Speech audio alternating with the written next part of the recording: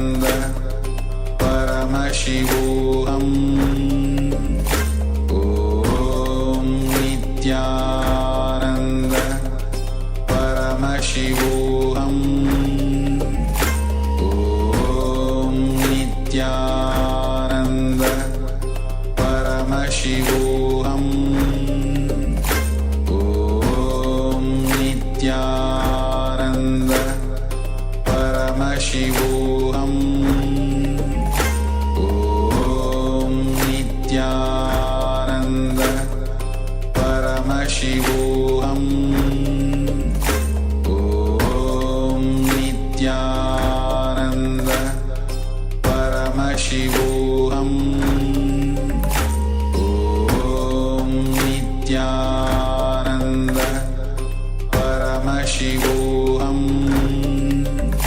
Om Nithyananda.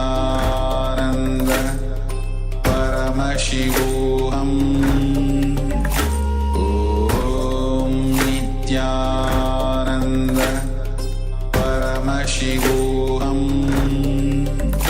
Om Nithyananda. Paramashivoham. Om Nithyananda. Paramashivoham. Om Nithyananda. Paramashivoham. Om Nithyananda. Paramashivoham. Om Nithyananda.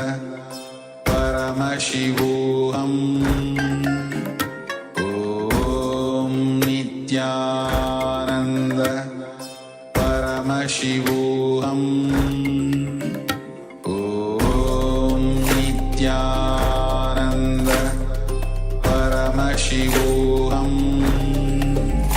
Om Nithyananda. Paramashivoham. Om Nithyananda. Paramashivoham. Om Nithyananda.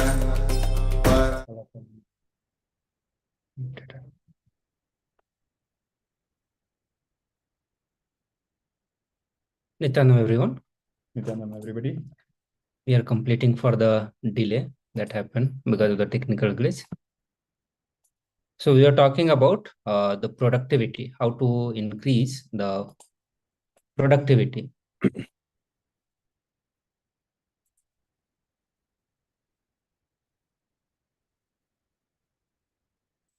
Just give me a few moments.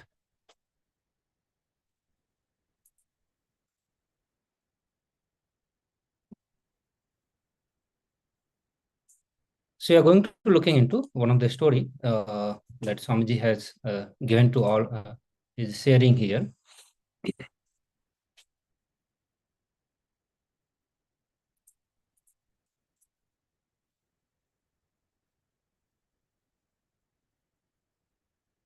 Swami says that let us understand this whole context or concept of productivity. He says, let's start with a small story. Once a boss asked his employee, why did it take 6 months to complete such a simple task? The employee replies, because of your confusion, confusing directions, continuous changes, and the short work days. The boss replies, I was looking for something like you being lazy. So in this small story, Swamiji gives a very important message that we need to understand that when we are looking for productivity, this is one of the reasons why we are very less productive, or the productivity is not there because of having confusing directions. Means as a boss, when he gives a confusing directions, but we can look into all our life, the confusing decisions, I can say, like the confused decisions that we take in our life. For various work project that we take, in all of that, the thinking is needed. Our understanding is needed. Our decisions are needed. But if our decision itself is confused, our thinking is confused, so you can imagine the productivity that will come out of it. It is going to be inefficient. We are going to be inefficient. The another thing that is the short work days, means not even working or working for very less number of hours. These are the various reasons. This is a joke that Swami is saying. So through this, let us try to understand. Now let us get into the more deeper understanding on what productivity means in a corporate world. So Miji says that so much has been written and said about the productivity in the organizations. Productivity has become the mantra in the organization for a couple of decades. As a result of invention of computers, new communications, such as the internet and cell phone, the world has become a much smaller place. Now, in the modern day companies, at one side, we see a very big increase in productivity, but at the cost of what? At the cost of often the health, the mental and physical health of the employees. So, indeed, with the advent of this modern day computers, internet, and all the technology, productivity has increased, but we are in search of the solution where we are able to address the health concerns, both the mental and the physical health concerns. So now let us look at what is productivity, how it is defined. Swami says, in the simple term, we can define the productivity, or we can measure the productivity as output divided by input. Means how much output is coming and how much input we are giving to it.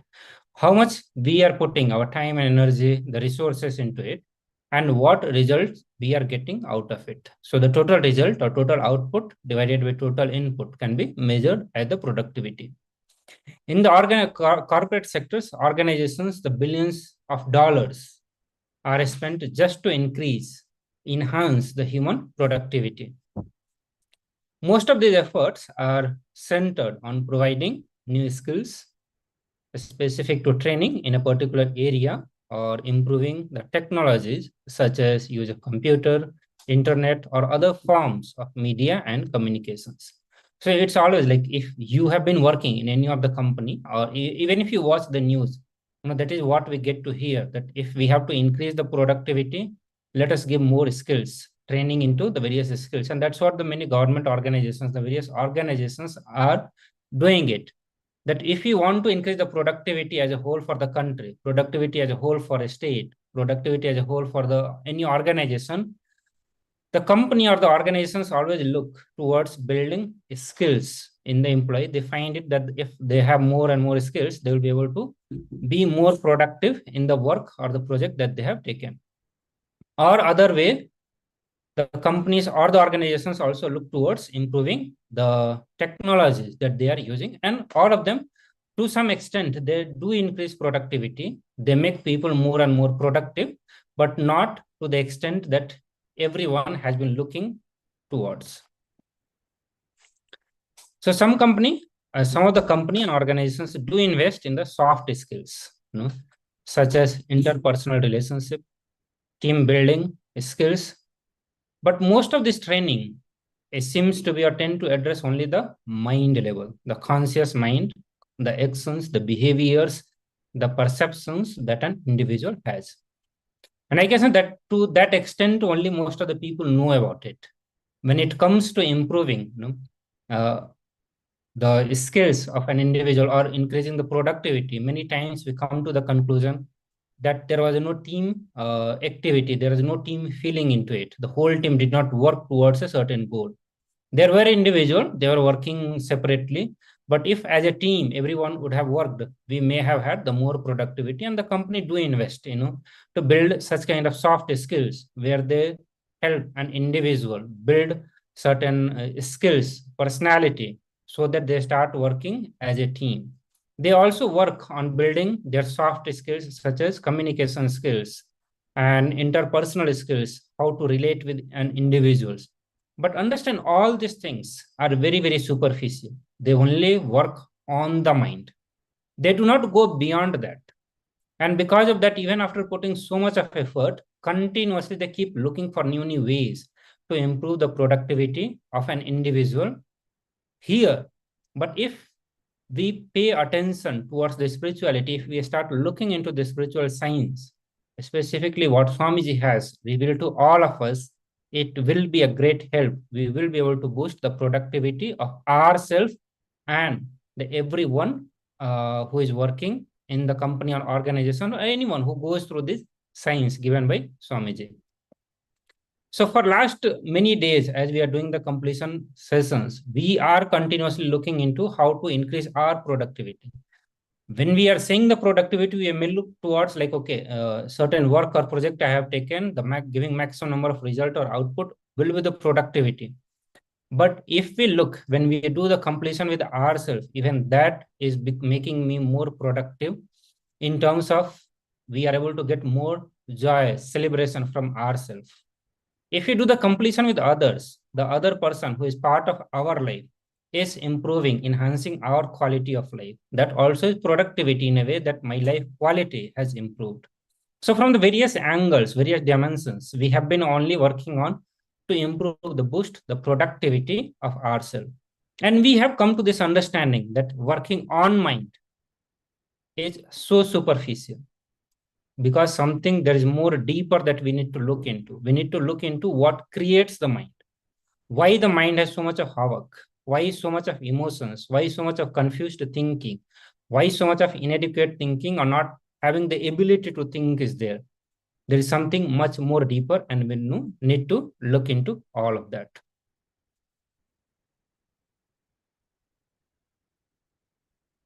So before we move into the actual content of productivity, let us take a few minutes to recap what has been shared on the productivity in the corporate world.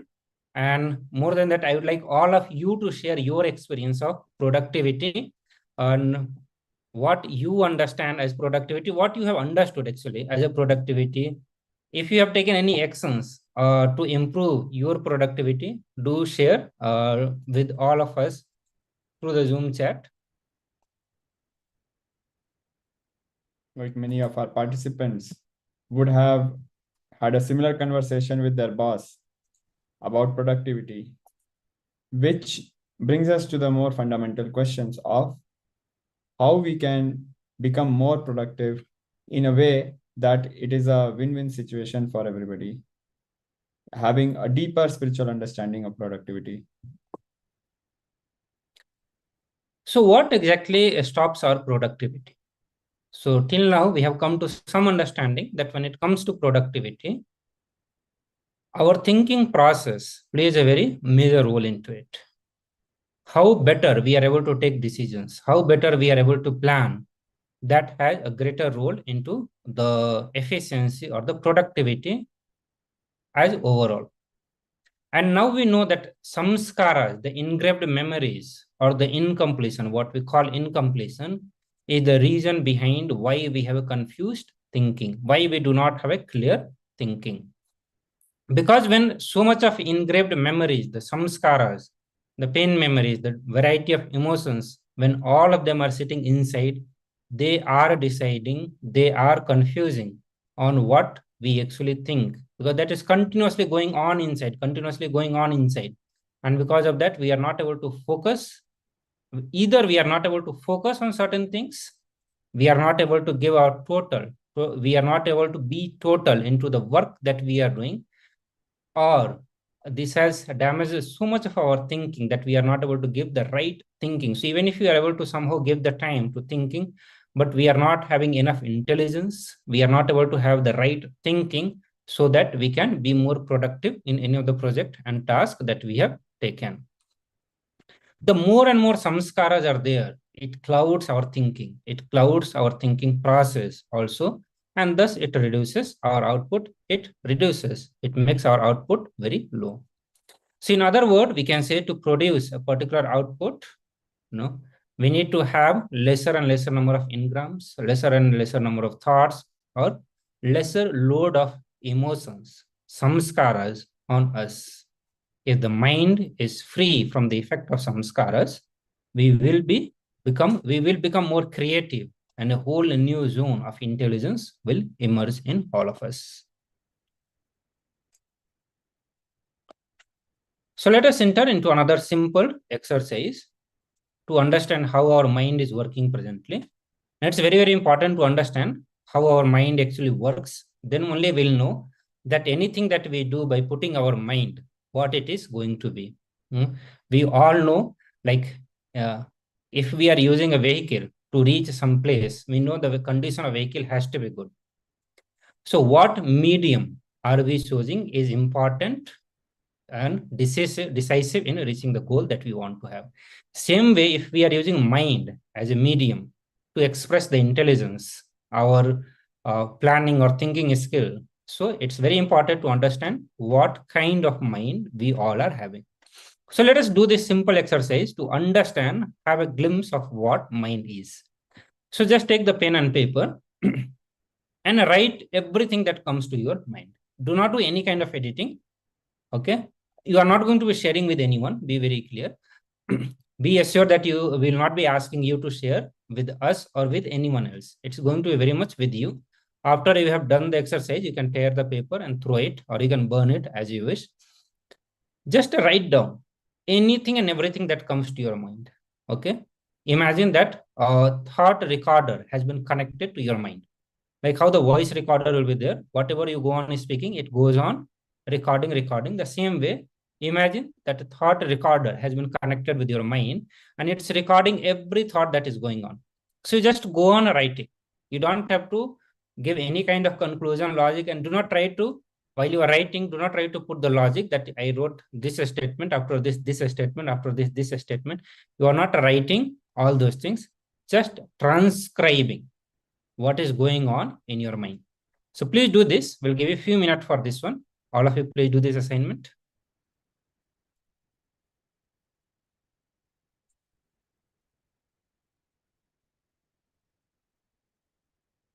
I request all the participants to do this process sincerely. You will have the understanding of what the mind is. Even if you have done in the past, please do this. The more and more you do, you will get to understand how much you have improved your mind, where it is standing.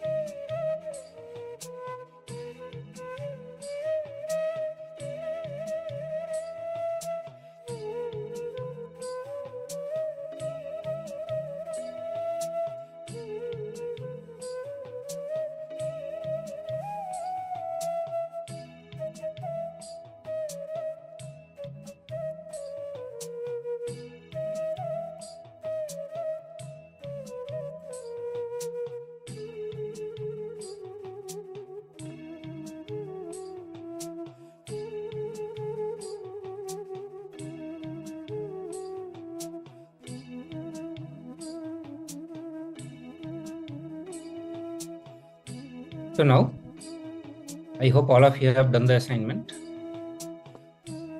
So whatever you have written, let it be up to that point. Now what you do, just put the pen aside and read what you have written. Okay, if you have honestly recorded whatever comes to your mind, while you read that, you will realize the kind of stray, unconnected, illogical thoughts that go through the mind. But you will be able to realize only when you are writing it sincerely, if you have been authentic to the writing, that without manipulating, without trying to connect each of the thoughts and try to put the logic into it. If you have just written as it is, and I'm sure all of you have done that same way, so you'll come to this understanding, the kind of unconnected, illogical thoughts that continuously goes into our mind. And if this is the state of mind we have, anything done through the mind, we can imagine what will be its result. Okay. So now we have to understand what true productivity means. So if we want to achieve true productivity in our life, it's very important that we reduce the load of samskaras, that we work on bringing completion.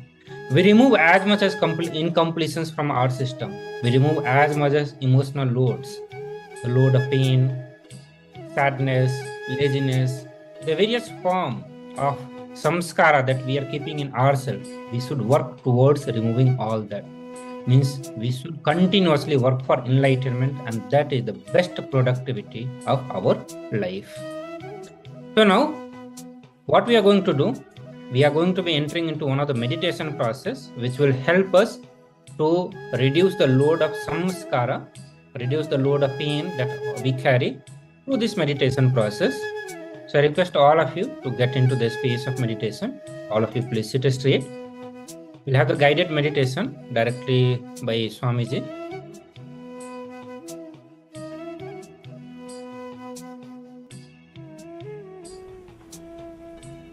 Welcome you all with my love and respects.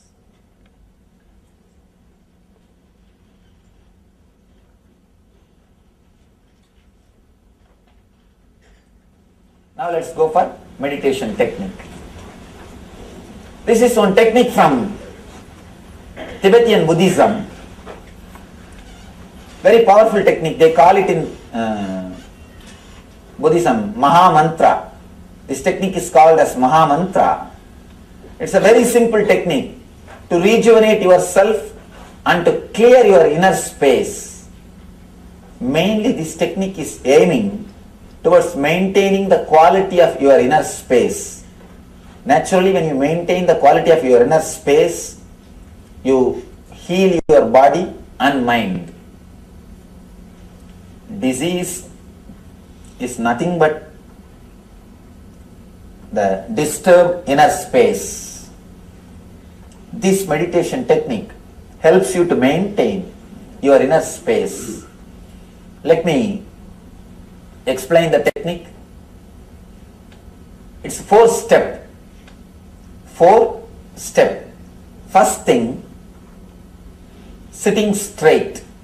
You can sit in the sofa or in the chair, no problem.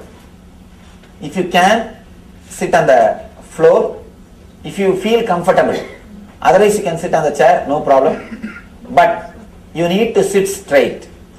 Head, neck and backbone should be in a straight line. That's the first instruction.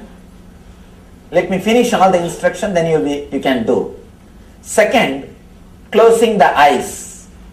When I say closing the eyes, I don't mean just closing the eyelids.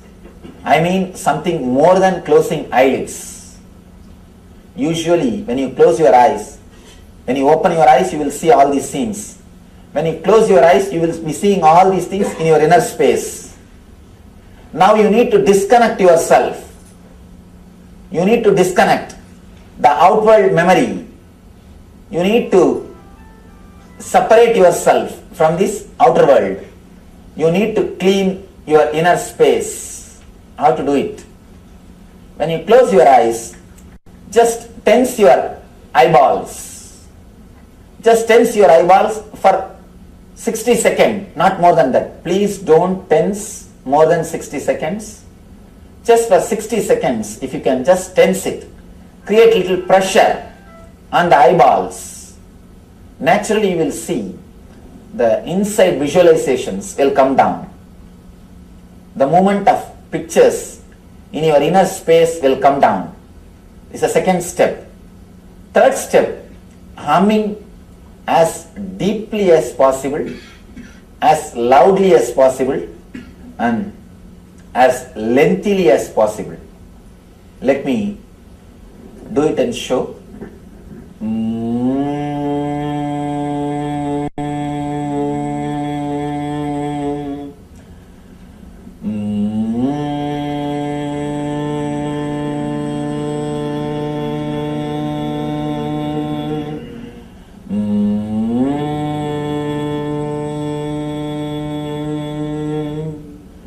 Just fill your whole inner space with humming, with this vibration. Don't allow any other thought to come in your inner space except this vibration. For 20 minutes, continuously hum. Usually, our mind or body will not allow you to do meditate. Meditation and mind, both are like Indian mother-in-law and daughter-in-law. They can't stay together whatever you try to do. Try your best. It is rare exemptions. Stay together happily. It is very rare. So mind and meditation are just like Indian mother-in-law, daughter-in-law, because both try to possess the same person. She wants son and she wants husband. Both wants the same person. Same way the mind also wants your being, meditation also wants your being. They can't stay together. Your mind will try its best to say, no, tomorrow we can do. After some time, even if I don't hum, who is going to know? After all, the whole crowd is humming. These are the usual thoughts our mind will create. Please don't listen to the mind just for 20 minutes. Do it intensely. You can see the experience. You can see the experience. Fourth instruction, just sit silently for 10 minutes and relax. 4 instructions. Let me repeat. Sitting straight, closing the eyes, humming 20 minutes, filling your whole inner space with this humming for 20 minutes and 10 minutes silent sitting. Anybody has got heart problem or anybody underwent any surgery in last 6 months? Please don't do this. Just relax and sit. Don't do this meditation. All other people do it as intensely as possible.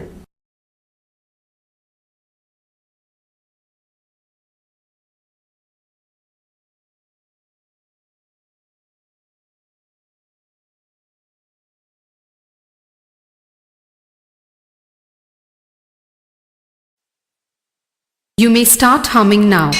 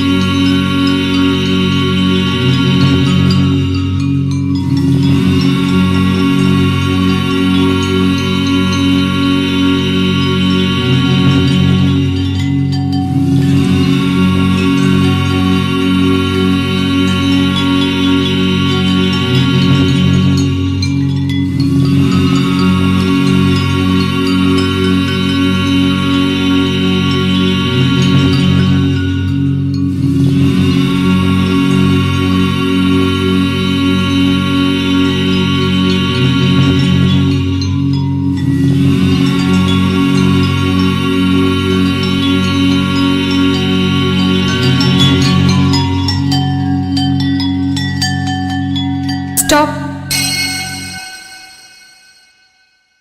Take your awareness to the Anahata Chakra and relax into it with a blissful mood.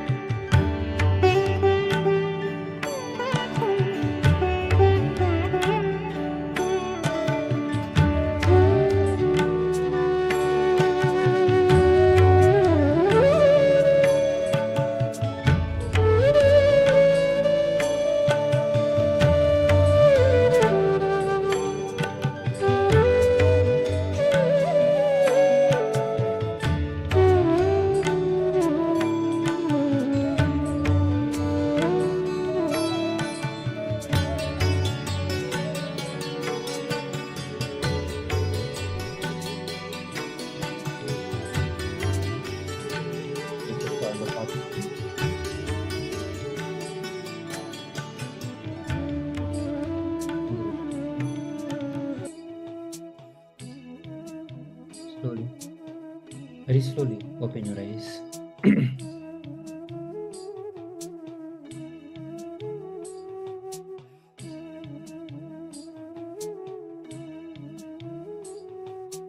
So let us continue to hold this space, the space of completion, and enter into the power manifestation. So all of you get ready to manifest the powers of Paramashiva. So through this meditation process, we have completed many of our samskaras, the engrams and the patterns, and experiencing the space of Paramashivoham. And from this very space, we'll be manifesting the power. In this round, we are going to be manifesting the power to increase the size of an object which is kept away from you. So till now, we have increased the size of object which is very near to us, means keeping close to us. So please pick up an object, take the measurement. I request all of you to pick up one object, take the measurement of that object and keep it away from you.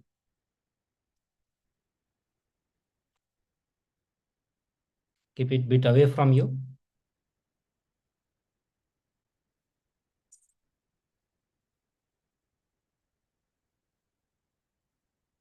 Let's get into the space of power manifestation.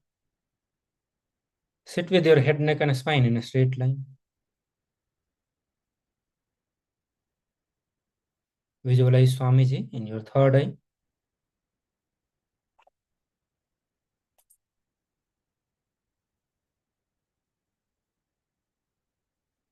All of you, visualize Swamiji in your third eye.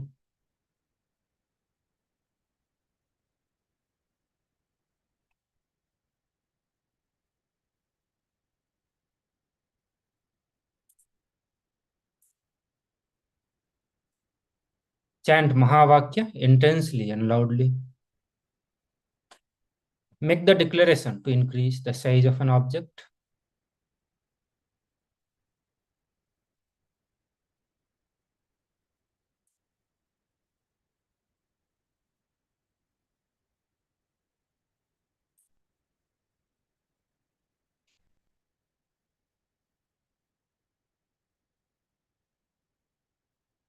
Continue to chant the Mahavakya intensely and loudly. Be intense, be total while you are chanting the Mahavakya.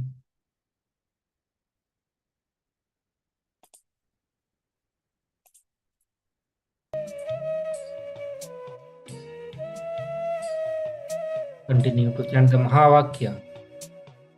Be in the space of Paramashivoham and make the declaration to increase the size of an object.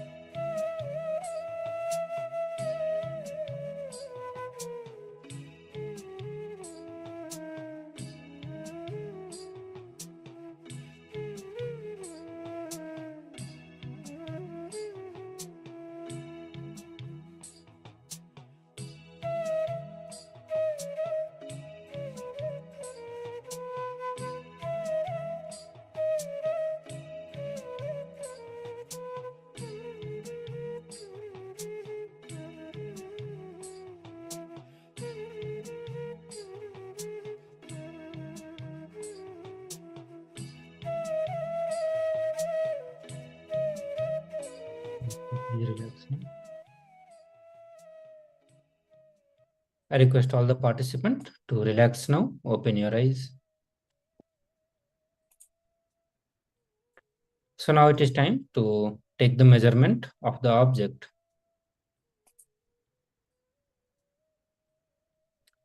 So please again take the measurement of an object.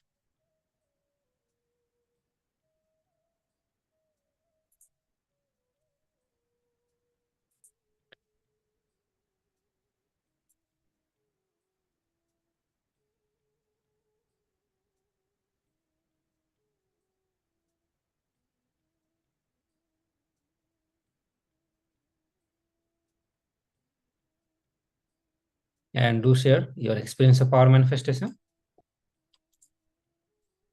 So all the participants who are manifesting the power, please do share your experience of power manifestation. Check if the length of object has increased or decreased, or you are yet to manifest the power.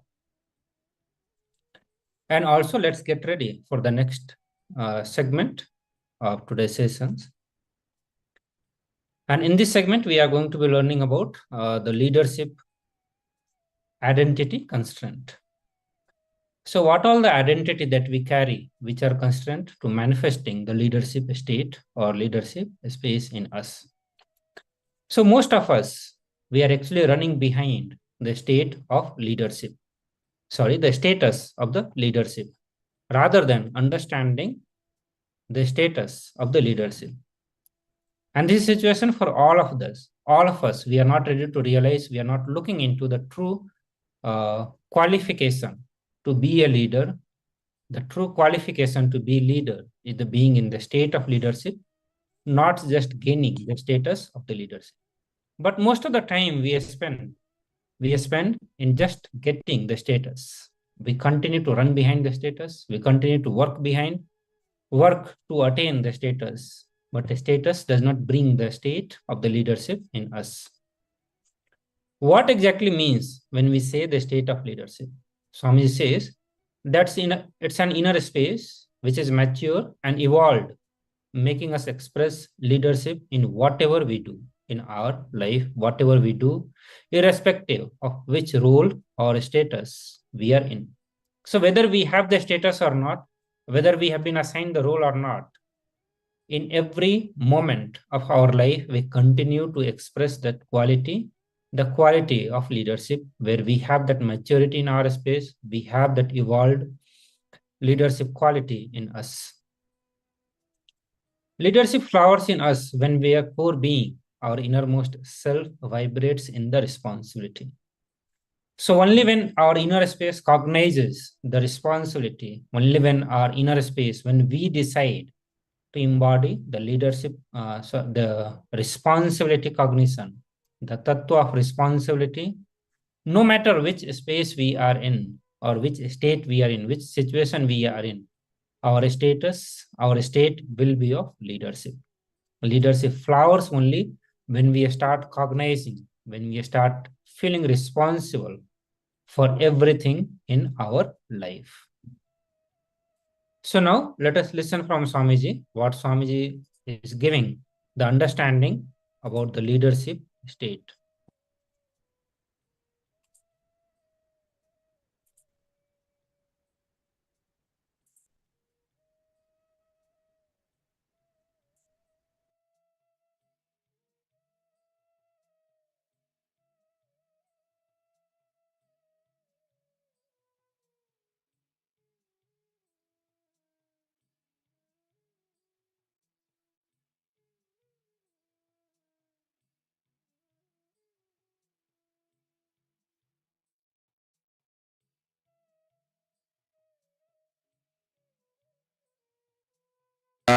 शिवसमारम्भाम् शङ्कराचार्यमध्यमाम् अस्मदाचार्यपर्यन्ताम् वन्दे गुरुपरम्पराम्.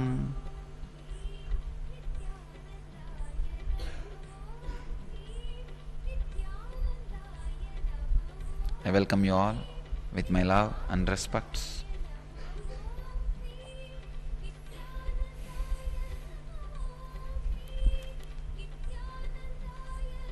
I welcome all the devotees and disciples who are sitting with us at this moment in 309 locations in 128 cities in 17 countries.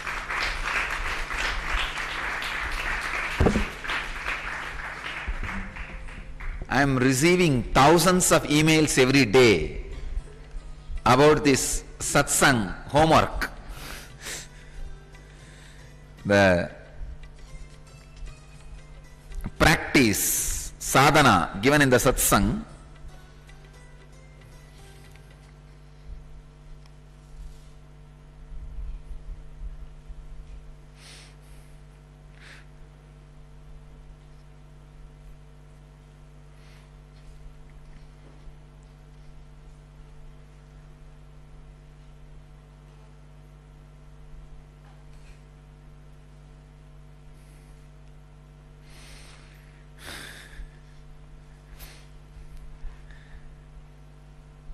Even the selected few ones which they brought, I wanted all our devotees to know, please understand, I went through all the emails, spending hours and hours, and I selected few to be answered here. Even that goes to 84 email.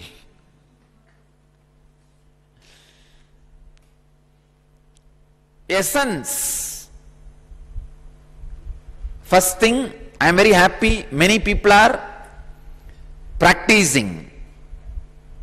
They are not taking it too lightly, they are sincere. So I really feel the mystery school have started. See, mystery school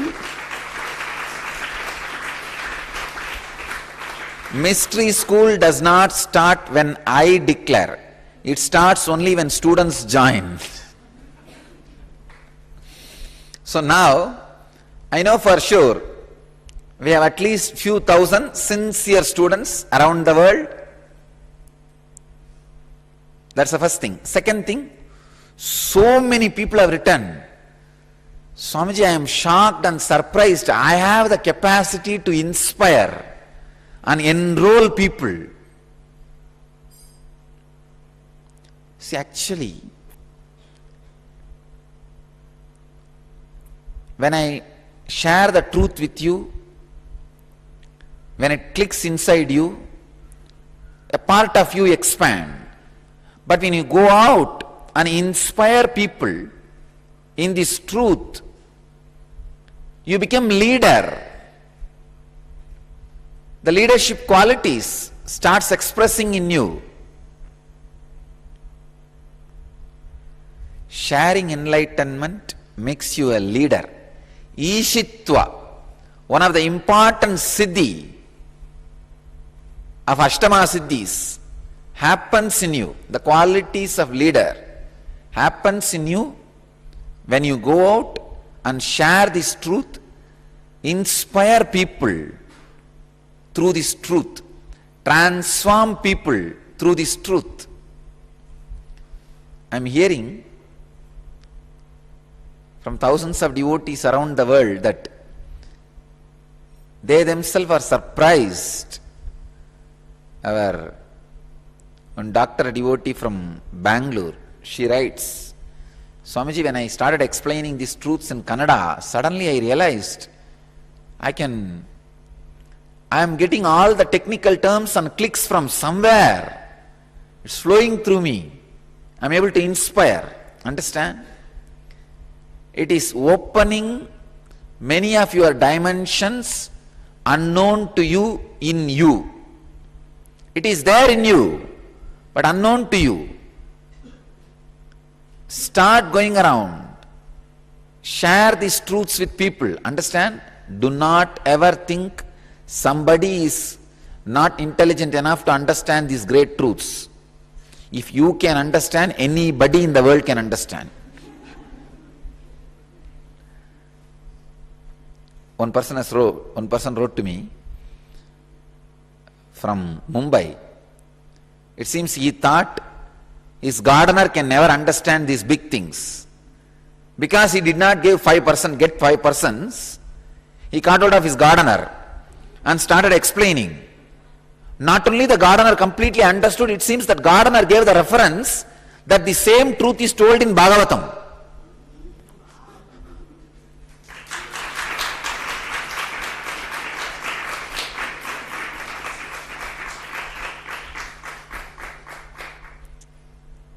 He asked, it seems, how did you know it is in the Bhagavatam?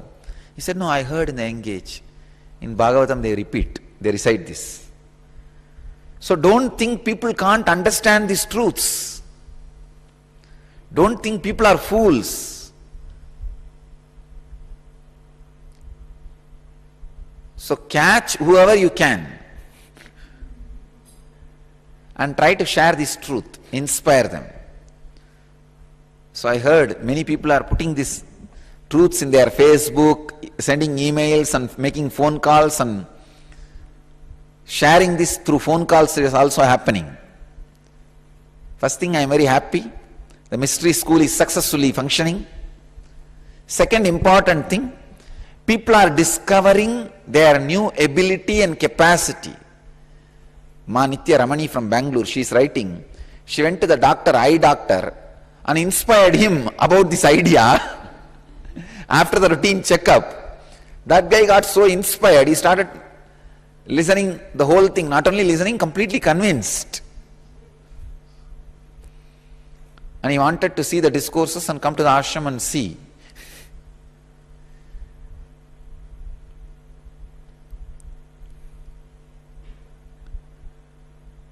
And another one, seeker, Leelama from US is writing, it seems she was a brahmacharini in an ashram, then married, but her son is a brahmachari in India, in Brindavan. She was writing about her beautiful experiences with this truth, how it is working with her and whatever. When I read all these emails, I wanted you all to know honestly. Even now, I got much better clicks and words to share the same truth with all of you. Because now I know the doubts you have. Now I'll give you the gist of those 2-3 truths. Please understand. This is the answer for many questions I received.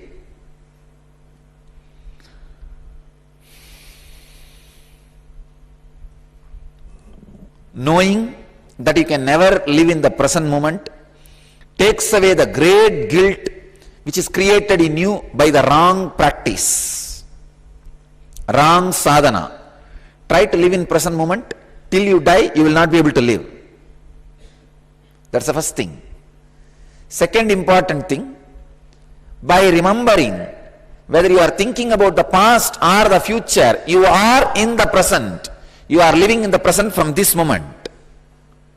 Whenever you want to live in the present, just remember, wow, I am thinking about my past but in present.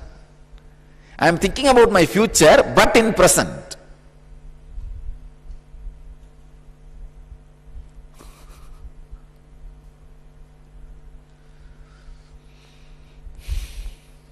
One devotee is writing, yes, I know, I am living in the present, even if I think about past, but what to do? I had a past did happen. Okay, nothing wrong. Please understand, if you are suffering because you are constantly thinking about the past, you will have suffering. But if you remember, yes, past did happen, it's okay. Now I am thinking about that in present only. Because I think about the past, it is not the thing that I am lost in the past. No. Past happened, but I am in present. It's already gone. Past is like a water left your feet. If you are sitting in the river, the water left your feet, even if it is dirty, you are not going to be disturbed. The water which is coming, If that is also dirty, you are not going to be disturbed. The water which is at your feet, if that is dirty, only then you are going to be disturbed. So knowing the past and the future is happening in the present, you are free. You are in the present. I can say it's a technique for instant enlightenment.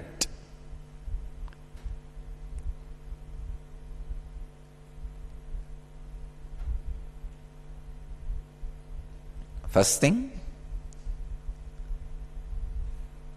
whether you are thinking about past or thinking about the future, remember you are in the present. Immediately you will see the load of the past and the future will not be there on you. Yes, I am thinking about what I did yesterday. I am thinking what I am going to do tomorrow in present. A sudden shift in your whole energy flow and experience.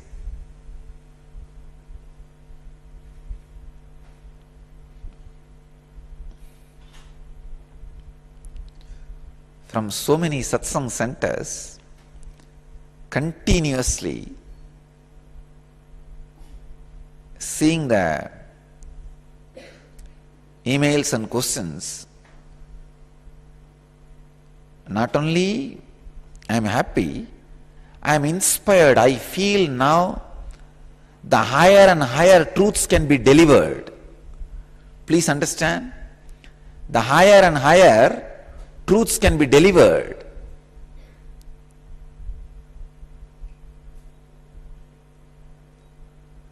Just try to understand this much. Yes, I am thinking about past. Past did happen. I am worrying about future. Future will happen. But I am doing both in present, which is my freedom, which is my decision, which is me. When you understand your past and future both are happening in your present, suddenly you will feel you are all powerful. Because it is in your present. Be all powerful. Being all powerful is what I call Ishitva. Understand? Ishitva is much more powerful siddhi than levitation or gravitation.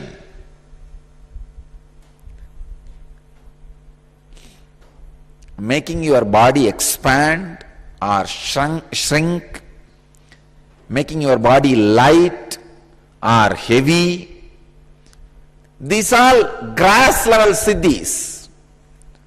But the Ishitva means the leadership quality is a subtle level siddhi. Actually that is the 8th siddhi, the last siddhi. Means being in power about you and your life. If you feel empowered to live you, when I say you, the identity you have about you and the idea you have about life, that is what I call Ishitva, Ishwaratva, leader.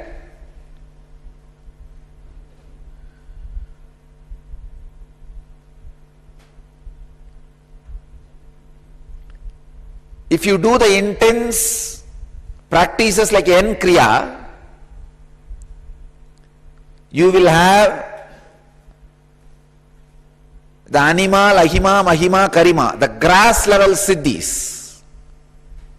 The ability to expand or shrink or lighten or make heavy your body. But if you do this homework of going out and inspiring people about these truths, convincing them about these truths, you will see your black logic, please understand, many times when a truth is put inside your system, it gets clogged somewhere, blocked somewhere. Like how pipelines gets blocked. It gets blocked, it doesn't go deep. But when you understand and try to inspire and transmit this experience to few people, suddenly all the blocks will be removed. And the truth travels throughout your system intensely and comes out properly. And even if there are one or two questions raised by other person, that clarifies your own doubts. That clears and creates greater understanding in you. I tell you, going out and sharing these truths, at least with few people, will make you a leader. You will have the subtle siddhis like a Ishitva.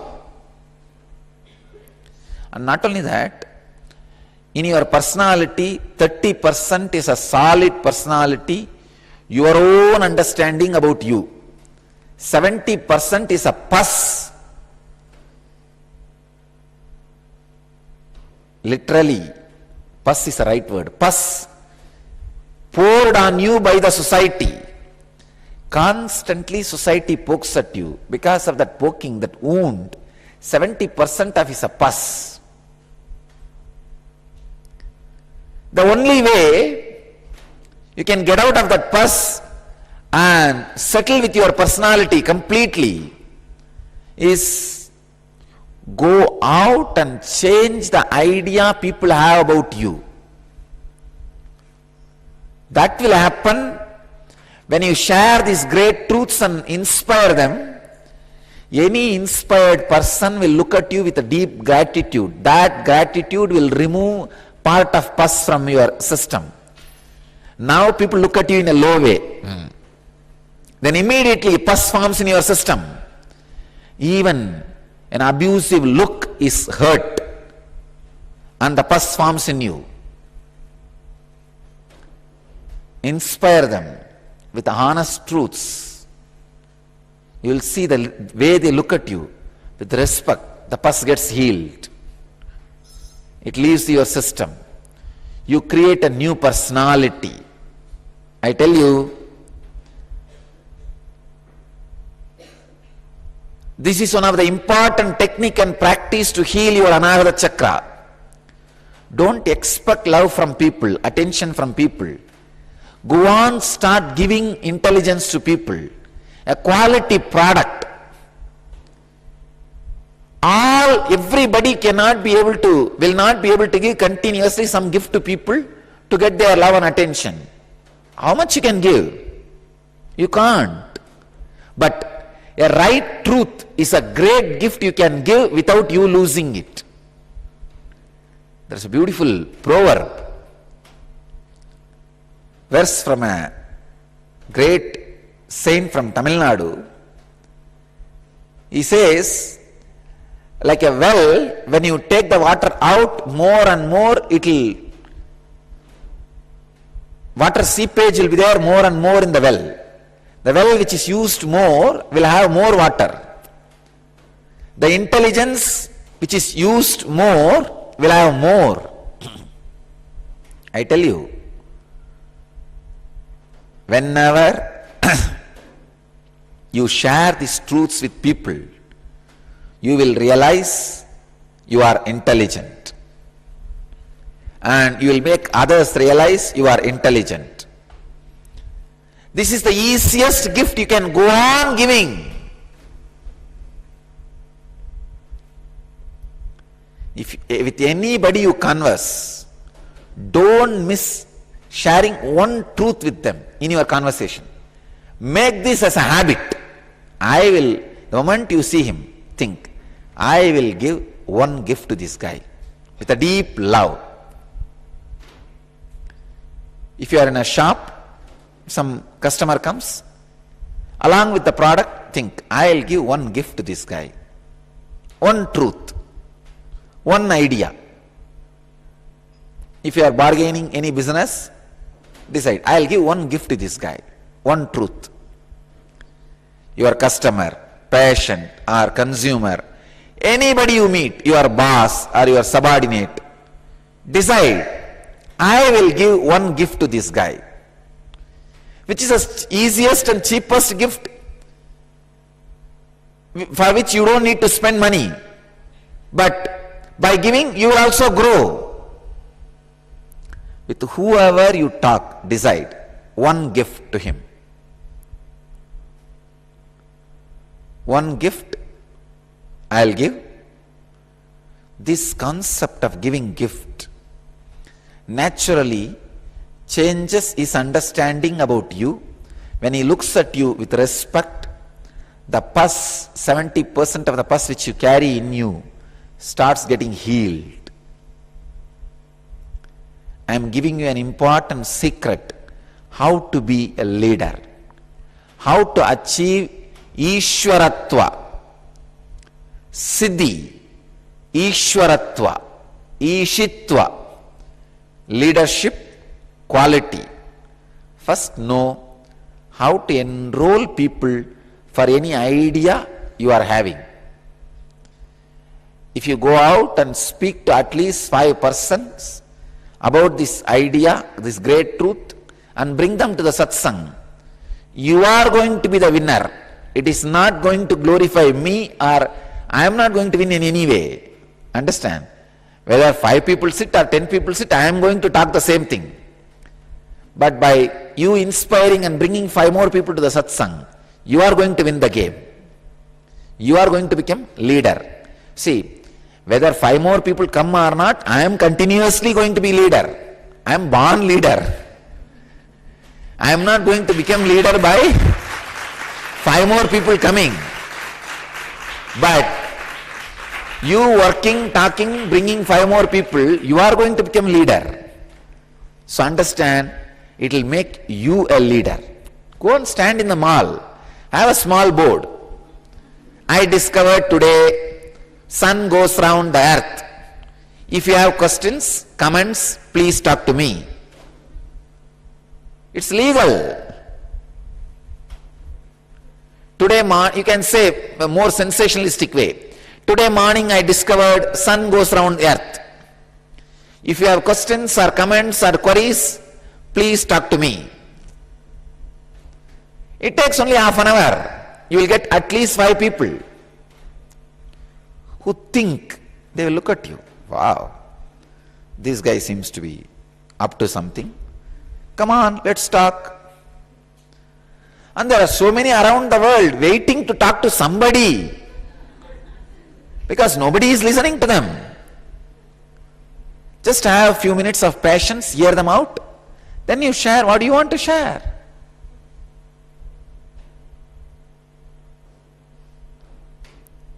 Let's enter into today's truth, today's Satya.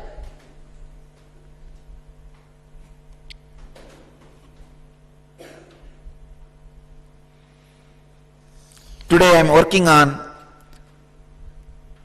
Patanjali's Yoga Sutras, 120th Sutra, in 3rd chapter, 14th verse.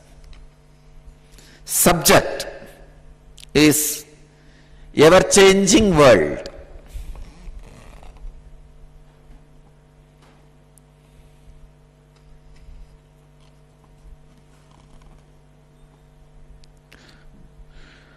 Santa Utita Avyapadesha Dharma Anupati Dharmi.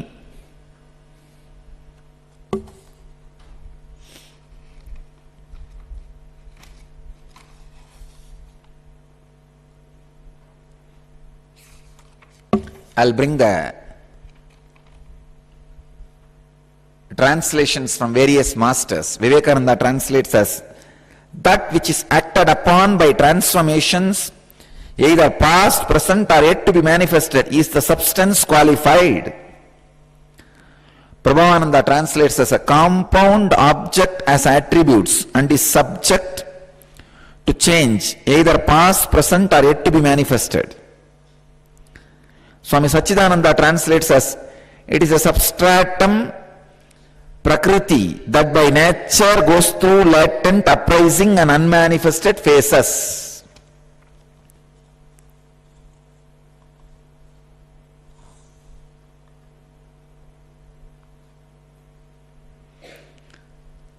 Before translating this sutra, I wanted to give you the essence of the sutra, then you will be able to understand the sutra exactly. If I have to give the essence, delusions bring you the joy, illusions bring you suffering. Understand? This is the key truth today. Your joys are brought to you by delusions, your sufferings are brought to you by delusions. Can no way be changed by somebody sitting with you and talking for half an hour. Understand? Tomorrow's incident is not going to be changed by the person who is sitting and talking with you, but if he logically convinces you, suddenly you are out of the fear about the tomorrow's incident. For example, if you are worrying about some problem which may happen after 10 days, you are worrying, and somebody comes and adds more fear into it. The delusion which gives fear, the illusion which takes away the fear, both are no way connected to the incident which may not happen.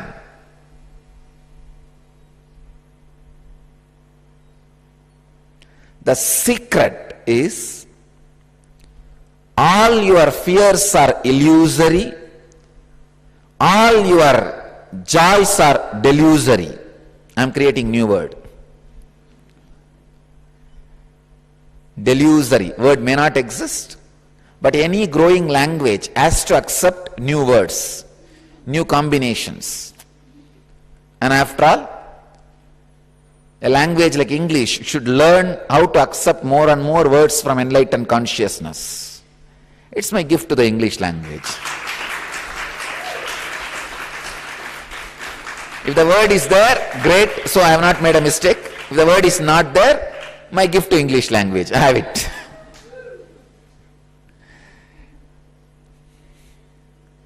Your joys are illusory. Your pains are delusory. The lady who is bothered about my English, if you want to know the meaning of the word delusory, I think you know. I tell you, you understand.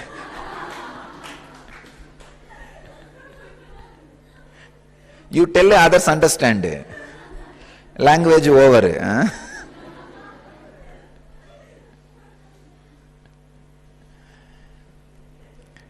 Joys are illusory and pains are delusory. Then comes the tremendous fear. Then the incident which is going to happen, how is it going to be? Is it frightening or joyful? Understand the truth. It is neither going to be frightening nor going to be joyful. It is going to be life, auspicious. Life is auspicious. It is additional. Life means adding.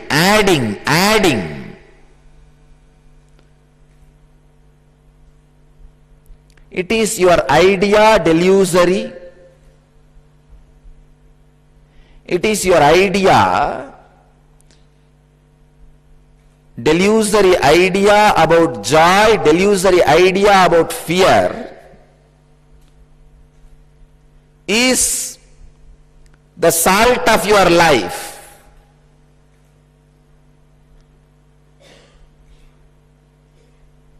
Which makes good water into ocean water.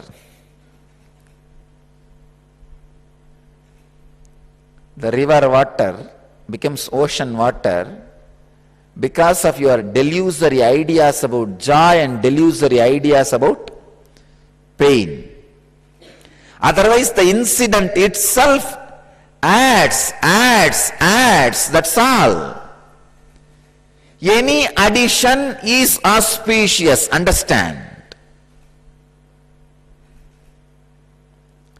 So by existence, because you existed, and existing, going to exist, you can have only auspiciousness. Drop your interpretations and understandings about auspiciousness. Relax from the delusory fears and illusory joys. Let the incident happen the way in which it is supposed to happen. Let the flow happen the way in which it is supposed to happen. If you are in delusory fears, maybe you can use the techniques for illusory joys. What is techniques for illusory joy? Positive thinking. Listening to positive ideas. But nothing will happen. Understand that positive thinking will not change your life, it can change your life. The understanding positive thinking will not change your life, can change your life. Because you will not expect too much from positive thinking. You will not try to squeeze positive thinking. You will know, this can take away my delusory suffering for next half an hour. That's it.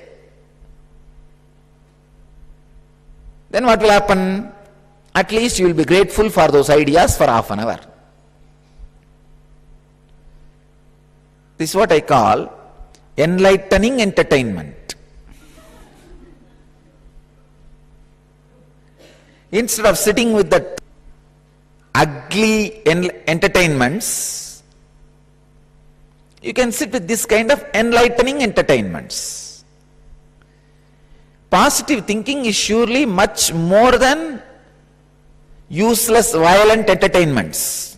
A bullfight, dog fight.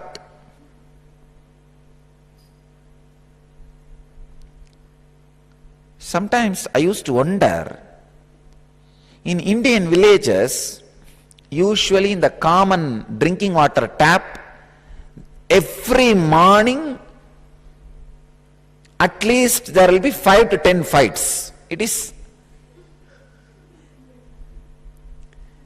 go to any Indian village, I can describe an Indian village. There will be sunrise. There will be men and women. There will be fight in the common drinking water tap. All these three are eternal descriptions about Indian village. I know there are some rich women who have a private line to their house for drinking water. Even if they have a private line, they will come to the common tap just to have a fun of fighting. How can this lady take all the water to her house? Water comes in my house tap, in my house is my share, and I have a right in common tap also. They will come and stand there. On all possible abusive words, language, with special body language and sound effect.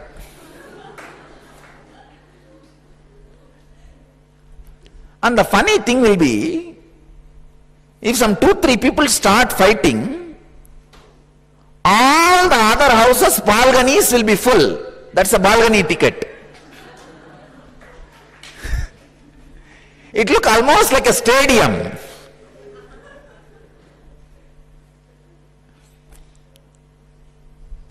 Now I understand. Human beings have an innate tendency of fulfilling their suppressed violence, seeing somebody else's violence.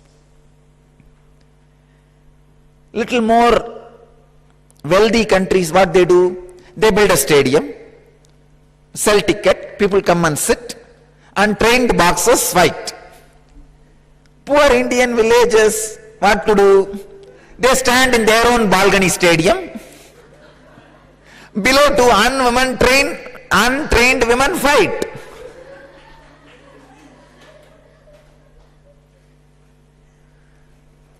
And you'll be surprised. Sometimes the fight will go on and on and on and on for hours. That pot they kept under the tap will be overflowing and all the water will be going down. And after a few hours, even the water would have stopped coming, because it is usually restricted to a few hours. Morning something like a 6 to 7 or 6 to 8. And the water itself would have stopped. But the fight will go on and on and on. After the fight, if both of them have become tired, they will go to the nearby well or the river and take bath and fight there.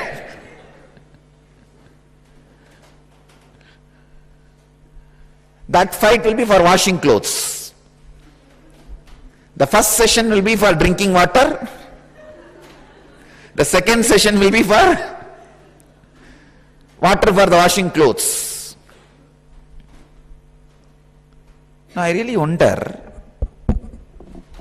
why human beings love to see somebody else fighting.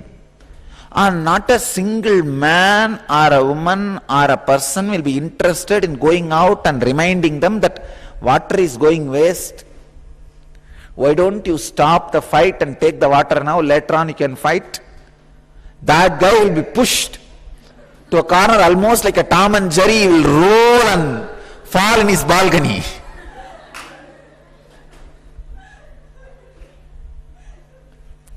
And his wife will come down. How dare you touch my husband?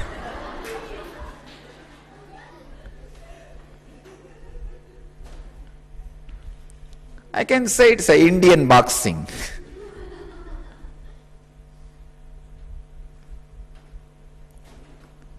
And the funny thing will be this, they will scream so much. You will feel as if at any moment anybody may hit anybody, but never the hitting will be there. Laba, laba, laba, laba, laba, laba, laba, laba, laba, laba, laba. And no need for any mic. And I have seen the street in which I am born and brought up. When this fight starts, my grandmother's elder sister, she will switch off her radio,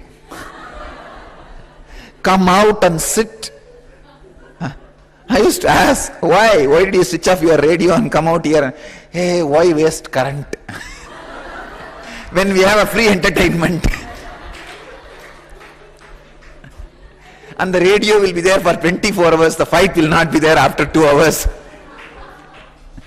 Let us see this show first. And moreover, radio is something like a remote. You cannot, see, the main thing is, even if you hear the radio, you cannot afterwards have a criticism or a review about it. You cannot give a review about the radio program to somebody. But if you see the fight, living fight, it is so personal, you can have 1 more hour of entertainment talking about it to somebody else. Now 1 hour entertainment, then after that you can have somebody else to whom you can give the review who did not have the fortune of seeing the show. You can give the review and 1 more hour of entertainment. Human beings have an innate tendency to enjoy people's violence. Surely, positive thinking is much better entertainment than enjoying this violence like a bullfight, dog fight, water tap fight. but don't expect more from it. If you understand, positive thinking cannot do much, it can do much to you. Understand the limitations, then you'll use them like a enlightening entertainment. I wanted all of you to know. It may look little shocking for you, but I should tell the truth. Even our festivals and celebrations should be used like an enlightening entertainment. Don't expect too much from them. Don't expect. Just if you observe Shivaratri festival, overnight you should become enlightened. There is a possibility. But don't pressurize Shiva. Don't demand from him. Don't be a nagging mommy. In all Indian villages, you will have some 10 nagging mommy. And they will achieve what they want. And these 10 ladies will have some women's club and will go house to house or shop to shop, collect some donation. It will be there eternally in all villages. These are the basic ingredients of an Indian village. And their nagging power will be such, any house they enter, people will give donation. Don't be a nagging mommy. When you observe these festivals, celebrations and all, understand this is enlightening entertainment. Then you will see that it becomes such a joy and life and lightening experience. See, let the celebrations, festival, rituals, even deity worship, let all these become a lightening experience in you first. Then it will become part of your life, then it will become enlightening experience. First, do not expect or demand too much from them. When you come for morning Guru Puja, come and sit. All right. This half an hour, I am not acquiring wrong samskaras. That is a big benefit for me. I am not watching these violent games. I am not sitting and doing that same foolish brooding over of some nonsense and preparing for my next fight with my spouse or a family member or neighbor or a boss. This half an hour, I am not collecting junk. Wow, that's a big benefit. Let me do this puja. Have simple understandings. Then first it will become lightening experience. Then it will become enlightening experience. Whenever something becomes lightening experience, you start spending time with it. You start sitting with it. That becomes a kind of a lifestyle in you. Then it will become enlightening experience. Understand the truth. All your joys are created by delusion and your fears are created by illusion. The incident itself can neither be changed by your illusion nor be changed by delusion. Illusion and delusion comes up and goes down. I wanted all of you to catch at least 5 people today, convince about this truth, even if you are not convinced. I tell you, the sacred secrets which I am revealing are so powerful. By convincing others about it, you will experience it. Even if you are not convinced now, at this moment, about this, even if you feel, oh, I myself suffer, Even though I know it is delusion and illusion, how can I tell this to others? It's okay. You suffer, but inspire others to come out of suffering.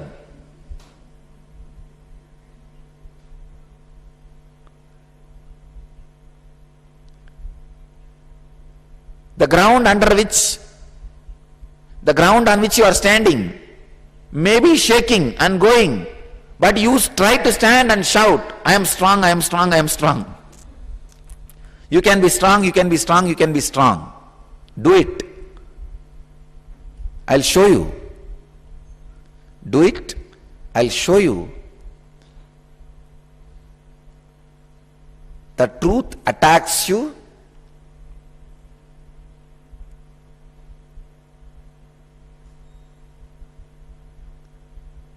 When you are instantly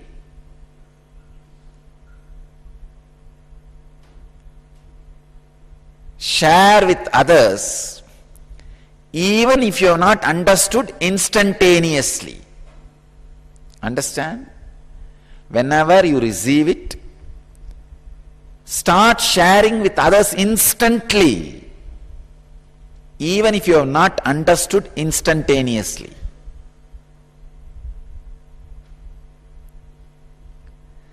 When you start sharing, that works on you. It comes back to you. I tell you,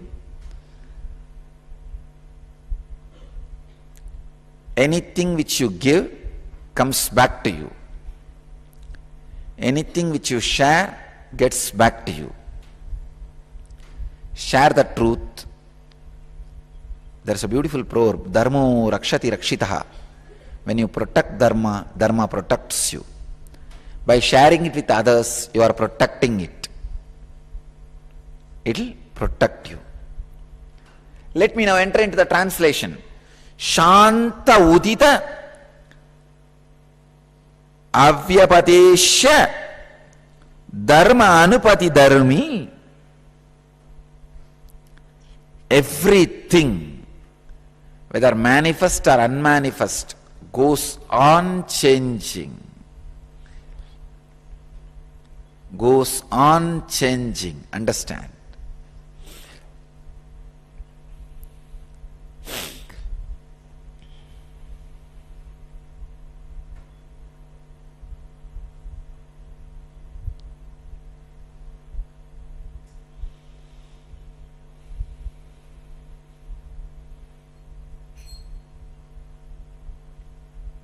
Whatever you think as your life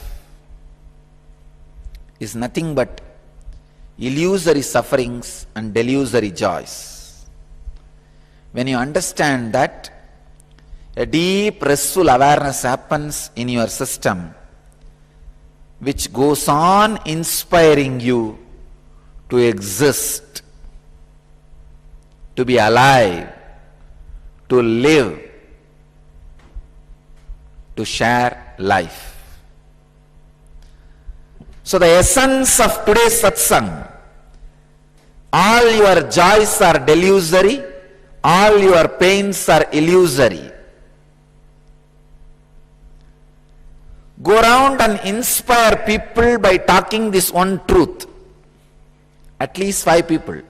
There will be enough questions and banging. Face all that.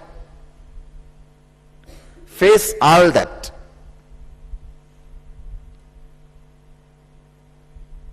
You will see, you will be enlightened about this truth.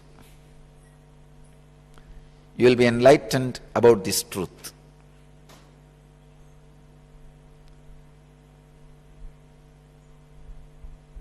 Now, all of you just sit with this one truth. I'll see that this one truth gets into your biomemory, into your very system. Please sit straight in Padmasana or Vajrasana and come to Samana Mudra.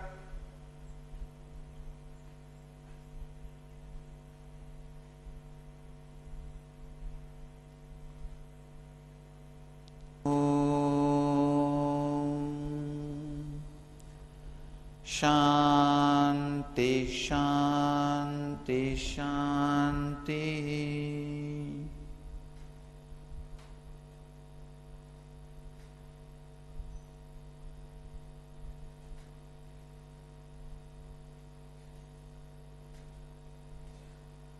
I bless you all with my love and respects. At this moment, all the people who are sitting with us at 559 places in 213 cities in 26 countries. I bless you all. Let you all achieve, experience, live, express, radiate and share the eternal bliss. Nithyananda. Thank you.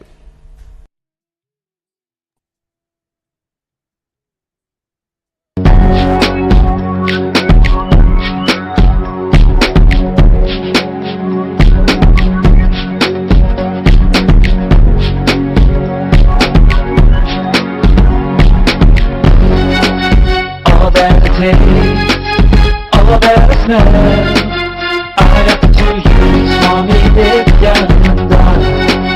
All that I see, all that I hear, I Nithyananda, everyone. Nithyananda, everybody. So we just went through this beautiful discourse by Swamiji, and I hope everybody enjoyed. We were seeing some very interesting observations and sharings from our participants, and we could see a smile in everybody's face. So now we'll be moving on to the next segment, and before that, we would like to hear from all the participants if they have any question or any doubt, or they would like to ask anything or even share anything. So till you are right, I'm sure all of you have enjoyed the satsang that Swamiji was giving us, the various stories that Swamiji shared with all of us. Looking into the leadership state, Swamiji said that only when the feeling of responsibility is awakened, only when we start feeling responsible for our actions, for everyone else's actions, we become the leader. And that starts with, that we get into the space of sharing. The moment we get certain knowledge, intelligence, okay? And since you are attending the Paramashivoham session, and you would have attended the various satsangs of Swamiji, so much of powerful cognitions, understanding, life transforming teachings, experiences, meditation techniques, so many things we have learned. But when we feel responsible for others' life also, we will share all that. And this is what I'm saying. The moment you get something, go on sharing with the people. Go and share with the people. Even though it has not become part of your cognition, even though you may not have cognized it completely, but go and share with the people. So now let us move, and the next part of it, understanding the leadership and what are the various constraints in the path of attaining the leadership quality. Swamiji is saying that the various barriers that we do experience while we move towards the leadership quality. So all of us, the identity we have been talking about in the earlier segments, we have talked about the 4 images that we carry. From that assignments and the various cognitions that Swami said, we have come to this understanding, and it has become our understanding also that we all are programmed. Means the various samskaras are the one because of which we behave in the programmed manner. And we have experienced this, that whatever cognition that we built below the age of 7, whatever powerlessness, whatever emotions we built, understanding we built, it goes on repeating again and again in the life. Or we continue to function from that cognition only. And not just that, we have also seen from various exercises, I'm sure all of us have felt this, that even our parents and the kind of feelings, emotions they were going through when the mother, for example, was carrying us in her womb, even those get carried. So we understand how much the experience we have about ourselves and life is programmed by the society.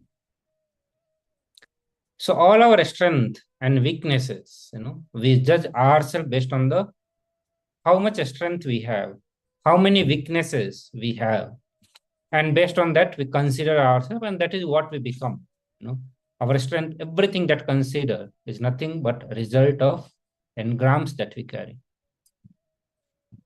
And one very beautiful thing that Swamiji has shared and our Shastras have revealed, that, for example, when anybody takes sannyas in the family, the whole previous generations, 7 generations which are yet to come, 7 generations on either side of father and mother, for them also that benefit, that punya comes and the possibility of enlightenment happens. This is because the patterns and engrams which we are carrying they are carried from the society. So when even one member of the family gets a breakthrough, it's actually a breakthrough to the entire family tree, which is not possible without the intervention of enlightened master, without intervention of an avatar. So it's a very big breakthrough which we are having from the engrams. It is not just our personal problem. It is a breakthrough for so many people. So our cognizance, when we are building the sorry. So when we build various engrams, the samskara in us, okay, we have also seen that during that moment, we have built various cognitions. Cognition about the self, cognition about the others, cognition about the life itself. These are the various cognitions we do build. And based on those cognitions only, we adapt few patterns as our strength and few patterns as weakness. The important thing that need to be understood here, that Swamiji calling even the strength as the pattern, weakness too as the pattern, because both of them are born from the various kind of samskaras, or I can say it's rooted on the various samskaras and the cognitions that we carry. So both of that, whether it is a strength or weakness, both of them are only from the mind. Both of them are only a way, it's an obstacle for us. All we need to do is to get that our identity, which is based on our strength and weaknesses, we need to understand that both of them are not real. Our engrams itself, the cognition built out of those various samskaras, we know that itself is not real. And during the various processes that we went through, we have seen our cognition changing. The samskaras being dropped, the experiencing completions with the various samskaras. So anything built out of that is also not permanent. It's not real. It is just built over the years based on the conditioning that we received from parents, teachers, and societies. So all these are the various, the stakeholders who contribute towards building these powerless cognitions, or rather to say, various inadequate cognitions, the various forms of samskara that we build, various pain memory, patterns, memory, perceptions, all these various things that we build. It is nothing but how the society, which kind of society we lived, the father, mother, all that play the role. And once we are able to free ourselves from this bondage, we will be able to play with these, even the strengths, so-called strengths, which are right now binding us. We'll be able to make use of the utility value of them. And as Swamiji revealed in the previous video, that we will use them without having unnecessary extra expectation, having a use of them as a utility with a light approach. And that will also lead us to the possibility of using that for enlightenment. But it starts with understanding, from a very simple understanding of the bondage, and then liberating us from the bondage. So the exercise that we are going to do now is based on this understanding. So understand both the identity that we carry, both the strength and the weaknesses, which is there, it binds us. Both this identity, which constitute to our identity, both are only binding. Now the question may come, I understand that the weakness is binding me. It is experience for all of us. That weakness actually binds. Let us not experience the various possibilities that we have, or how we want to live, what all we want to have in our life. But how come a strength we also bind us? Swamiji says that while the strength are good, better than the weakness, but they also binds us, limits us in many situations. For example, if we are being calculative, or being calculative is our strength, it will help us, it may help in many situations in our life. Okay. But if you decide to be calculative in every aspect, the moment you identify yourself as being calculative, you use this in every aspect of your life. So take, for example, if you start being calculative in your relationship, you know what is going to happen if we are calculative in our relationship. So even though it's a good quality, it's a strength, okay, it may be helping us in some aspect of our life, but not all aspect. For many other aspects of life, it is a binding. So whether it is a strength or weakness, both are binding, both are blinding, and we need to get out of both.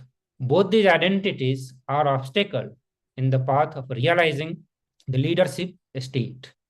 Both of these are binding when it comes to understanding or awakening the feeling of responsibilities. Being free from all the limitations imposed by both strength and weaknesses is the true freedom and the first step towards being a leader. So when we are deciding to become a leader, it's very important that we make ourselves free from the limitations of a strength and the weakness, both, not just freeing ourselves from the weakness itself. Leadership begins leading ourselves. Leadership is to be first be free from the constraint imposed by our own identity. So various identity that we have built, we need to free ourselves from that. And that is going to be the first step towards experiencing leadership. So now it is time, let us understand, let us do this exercise to understand the various strengths that we carry, the various weaknesses we carry. So as first part of this exercise, we are going to be writing down all the strength that we carry. And I'm sure all of us have some strength, even though we may be suffering with a very, very low inner image, low self-esteem. But even in that scenario, we do have some strength. Okay. Let us look in and write down, find all the strength that we have.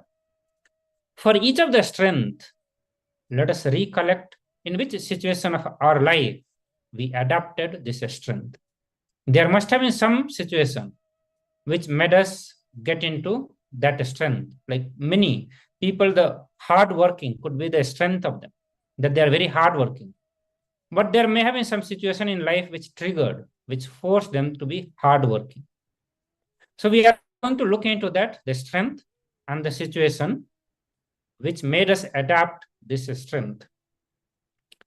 So we always adapted, when we look at that, we'll see that we adapted them as the response to manipulate or cover up some incident or some situation in our life where we failed to handle things or handle the situations in our life. Once you do this assignment, you will see that even the strength that you carry is only a response to a situation where you felt powerlessness. You just wanted to cover up. You just wanted to escape from that, okay? Or manipulate that situation. And for that reason, you took it. That means it was okay for that situation. It may be okay for that situation, but it's not necessary to build our identity itself on that strength. We spend our whole life showcasing that, strengthening it more and more, living that only, because something else need to be discovered, need to be lived. That strength is just a response to that one particular incident, and we need to move on from that. So let us do this assignment. This is going to be the first part of the exercise. In the second part of the exercise, we are going to write down all the weaknesses. And again, for each of the weaknesses, recollect in which situations of our life did we consider this as our weakness. Like, understand, none of us are born with any kind of a strength or any kind of weakness. We build in course of life that we are living. So let us do this. Both this assignment, both are going to be very, very important and first step towards experiencing leadership. So I'll project the assignment exercise for all of you.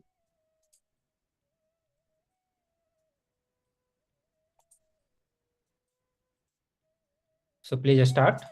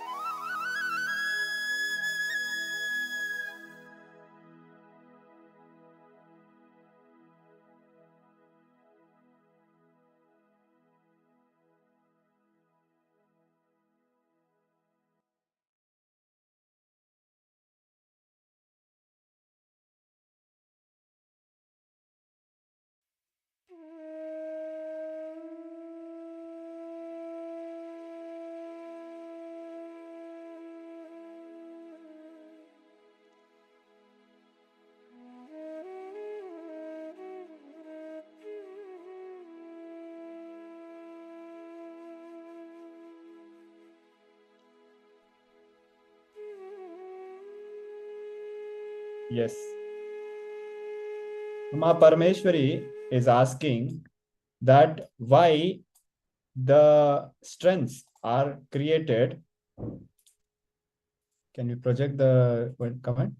That why is the formation of strengths caused by mistakes or not having managed something?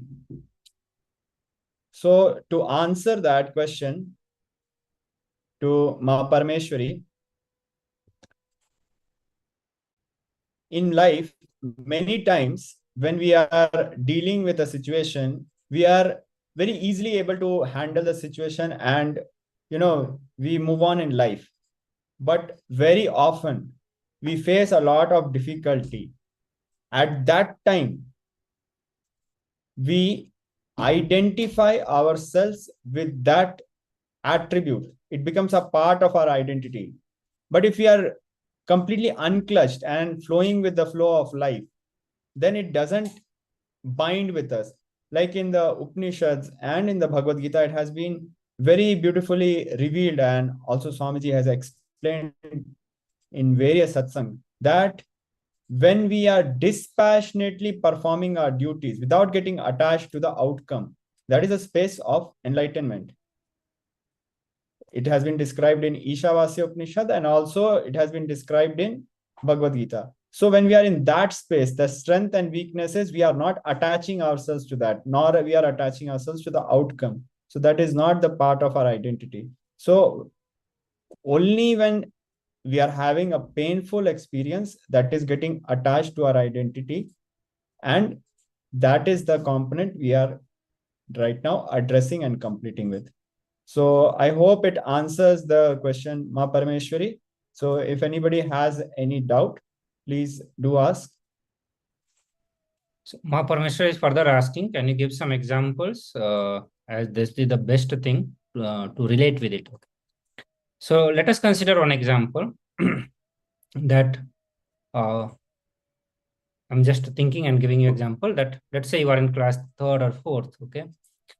And in some of the subject, some of your colleagues or the friends make fun of you that you are so weak in this subject. Maybe let's say your interest to go into some other subject matter, and some other subject matter is not, but because somebody makes so much fun of you and you are not able to handle that, you just decide to take revenge and show that person that I can also do that, and you decide to perform more better in that subject matter, and you make that as you perform so much that later you decide to move into that subject matter itself, even though that was not actually your interest.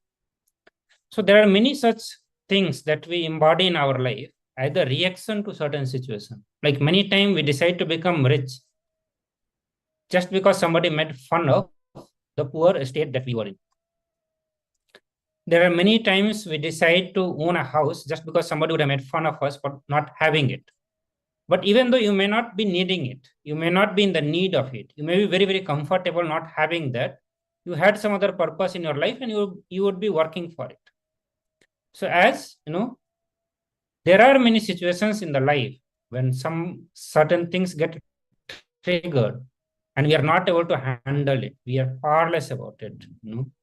And just as a reaction to that situation, we take certain things, build up in ourselves, and over a period of time, it becomes a strength in us. And that what we need to have completion with it also. Because the very source, the very reason out of which that strength was built is the powerlessness, is the pain in us, the suffering in us, and that need to be completed. Is it clear, Ma? Or you need some other example for that?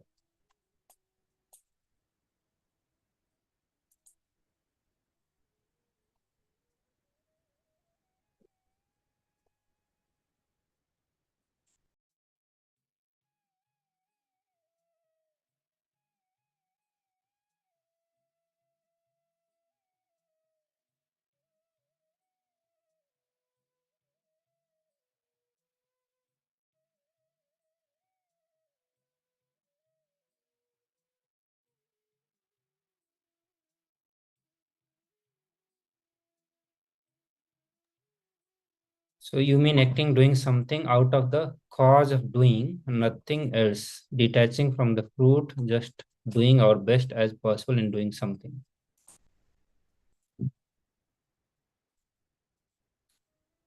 Yes. So what I was explaining that we are looking in the context out of which we built the strength. And with that strength, we start identifying, building our identity upon it. So just to complete with that, we are looking into all the strength, looking into the incident which caused it, and we are going to bring completion with those incidents, the pattern that we built, we are going to bring completion with all that. And also, when Swamiji is revealing about the strength or the fact that, like in the example, Swamiji was beautifully sharing about the tap fight. Just like the tap fight or the bull fight or the cat fight, we also have good thoughts. So there are levels of utility value each and everything has, and it might be more. Strength has a more higher utility value than, of course, any weakness. But we will be able to use it as a tool when we are complete with it, when we have gone beyond from the bondage. So Mahaparameshwara is further saying that because we have actual low self-esteem, we try to prove to be the best and we act to achieve the best. Actually, you have got it, okay? So not because you have the self-esteem, low self-esteem, that is also there, but we are looking when you are building that low self-esteem. That is the time you make the decision to build certain strength in you. That is the time when you have built the strength. So actually it is correct because we have the low self-esteem, very low inner image, or whenever we are going through the incompletion, the powerlessness, we feel so low about ourselves. To cover it up, we build something, try to show something, and that is what is built as a strength. So you have got it, you have understood, ma?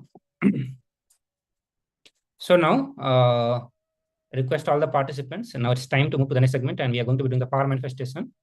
So I request all the participants to get ready to do the power manifestation.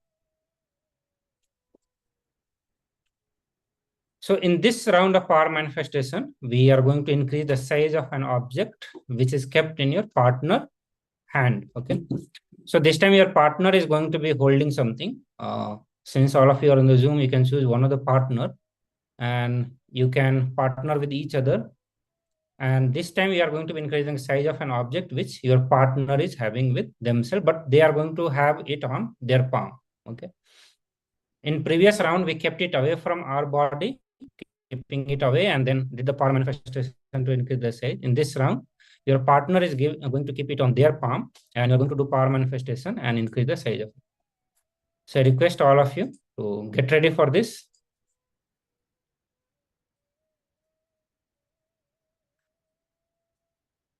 Yes.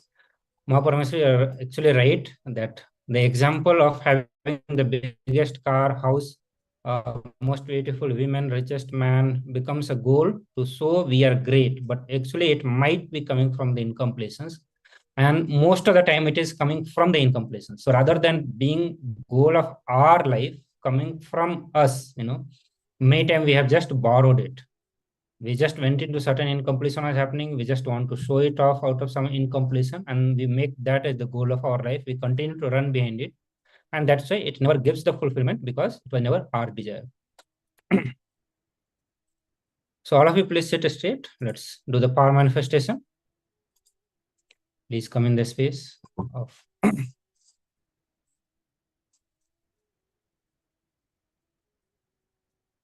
visualize Swamiji in your third eye. Chant the Mahavakya intensely and loudly. Declare that you are Paramashiva. Any other identity other than Paramashiva is delusion. Drop it at the feet of Swamiji. Continue to hold on to this identity that you are Paramashiva. Chant Mahavakya intensely and loudly. Mahavakya is your declaration that you are Paramashiva. From this space, make the declaration to increase the size of an object and continue to chant the Mahavakya.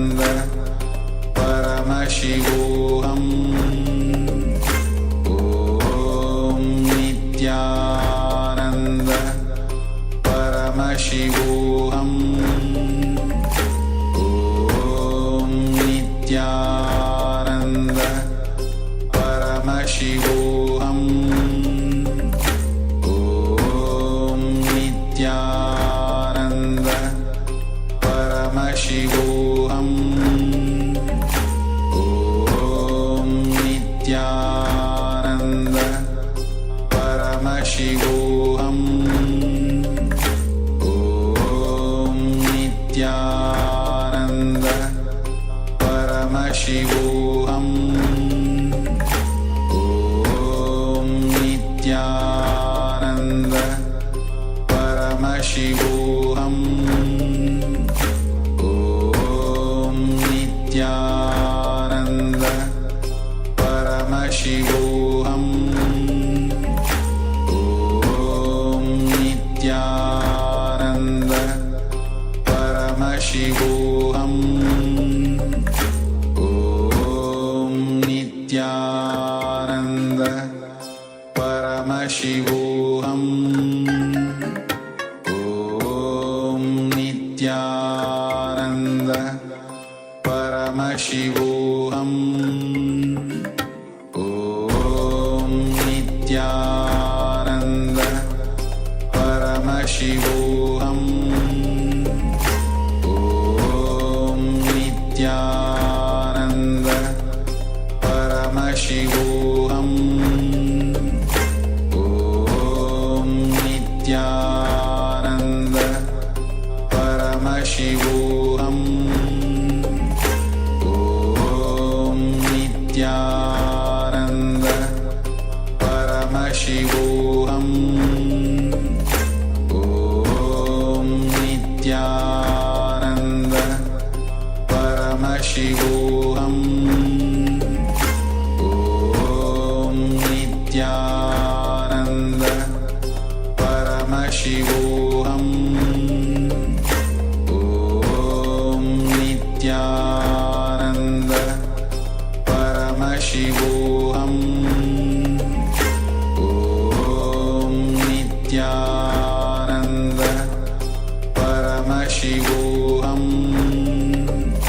Om Nithyananda Paramashivoham Om Nithyananda Paramashivoham Om Nithyananda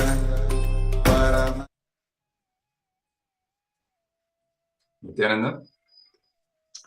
So we welcome all the participants and all the viewers who have joined us on all the social media platforms back to this another exciting segment today on Paramashivoham Level 2. Today we highest truths, the sacred secrets from Swamiji, from the Supreme Pontiff of Hinduism, on the aspect of leadership, how to become a leader, how to manifest leadership consciousness makes a real leader. It is not just some 2 or 3 qualities which you can imitate or some actions which you can imitate. No, it is a space, it's consciousness that you have to carry from within, and that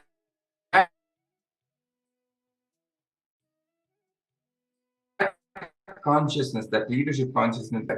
So let's now move to the next section, the next segment in today's series of powerful cognitions. We are going to next see and receive the powerful cognitions on the science of leadership from the Supreme Pontiff of Hinduism. And in this section, we will be studying how completion makes you take responsibility, the real responsibility, and makes you a leader. That's what we are going to talk about in this segment. So let's now come to the space of listening, because each and every word that is being uttered here are directly the words of the Supreme Pontiff of Hinduism himself, and they have the power to literally directly awaken your DNA and awaken the leadership consciousness in you. So how to become a leader? Swamiji expands on it and he reveals the highest secrets. He says, with completion, you experience a space where everything goes positive for you, even if it looks a little negative. So in your life, even if there are things which you face which might seem to be a little negative, but ultimately, with completion, if you carry the space of completion, you experience the space where everything was positive for you. Then Swamiji continues. He says, only with completion you will feel a power of compassion. You will feel responsibility. Yesterday we were speaking, I think yesterday or the day before, carrying the space of completion, compassion inside. Only with compassion you will really feel that responsibility towards others. You'll feel care for others. Yes, it was on the day of the healer's initiation when we were talking about how to take responsibility to heal others, to take care of others, to involve in their lives, and to make sure you can do something, contribute to elevate their suffering. And that happens from the space of compassion. Now the question is how to inculcate that space of compassion within you. Swamiji says only with completion you will feel a power of compassion, and then you will feel responsibility as well. So that compassion and responsibility in you will come from the space of completion. You can take responsibility in your life even out of greed. Just to be a leader, you can take responsibility in your office. Just to be a successful team lead, team head, you can take responsibility for your team. For various reasons, you can take responsibility, but only the responsibility you take after completion will make you a Jivan Mukta, a liberated being.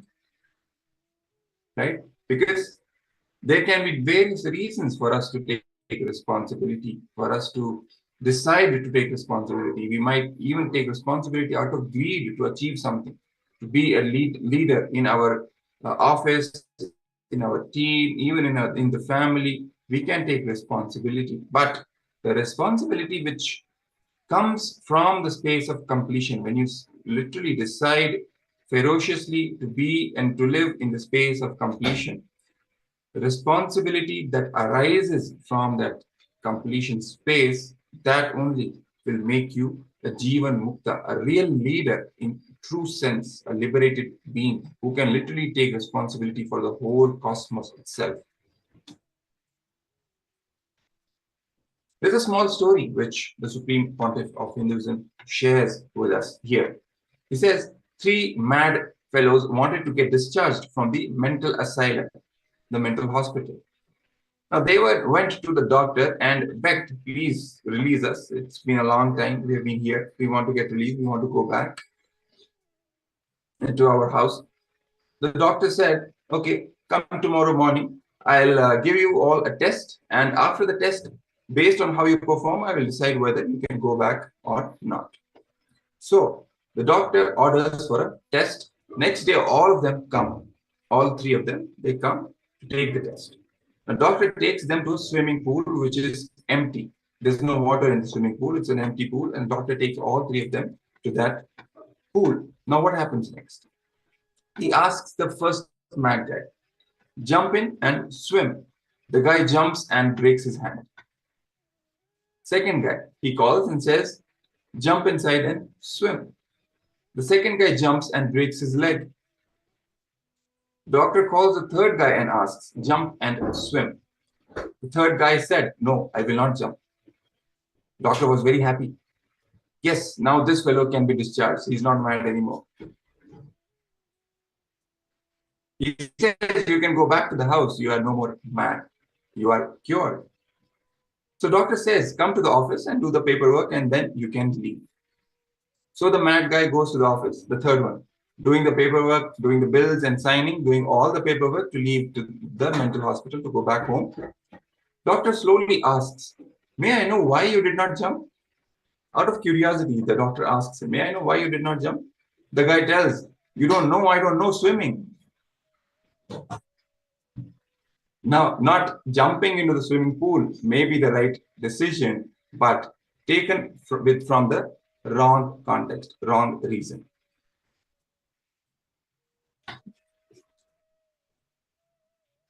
Even if it is right decision taken for wrong reason, leads to danger. Because later on, when you think you know swimming, you may jump into the empty swimming pool.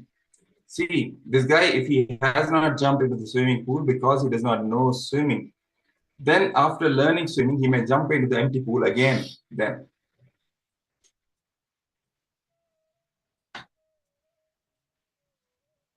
So even if the right reason is taken out of right decision is taken out of wrong reason, you are in danger. Even if responsibility is taken out of wrong reason, you are not going to be responsible. I am not a corporate guru, Swamiji says, to teach you responsibility for the sake of corporate performance. That's what the Supreme Pontiff of Hinduism is sharing here. He says, no, I am teaching responsibility for you to become a Jivan Mukta. Yes, when you learn this responsibility, you may naturally perform well in your office, in your business, in your family. You will become responsible, no doubt. I am not against it. I am not against you performing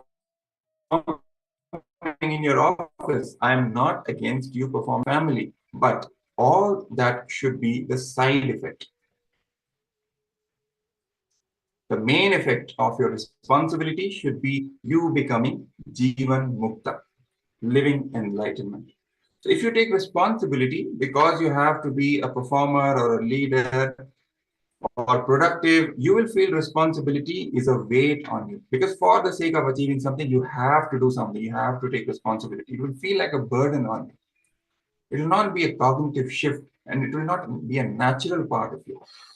Swamiji says, I tell you why you need to take responsibility. Whatever happens in and around you, you are the source.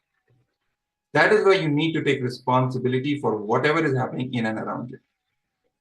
You need to take responsibility because you are responsible and not for any end reason. Because it is a simple truth that whatever is happening around you, in and around you, you are the source of that. So you cannot escape it. It is a simple fact. It is physics. It is truth. So as soon as we just realize it, cognize it, simply that responsibility will happen in us as a natural effect.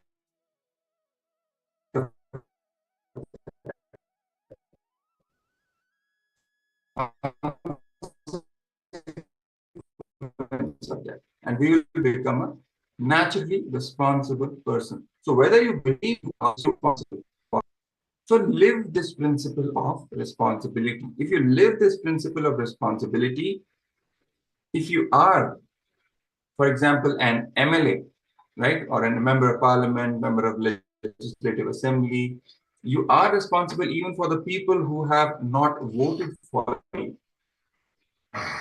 So even for them, you are a member of parliament, member of the legislative assembly. If you are a minister, you are a minister. If you are a chief minister, you are a chief minister, even for the people who have not voted for you.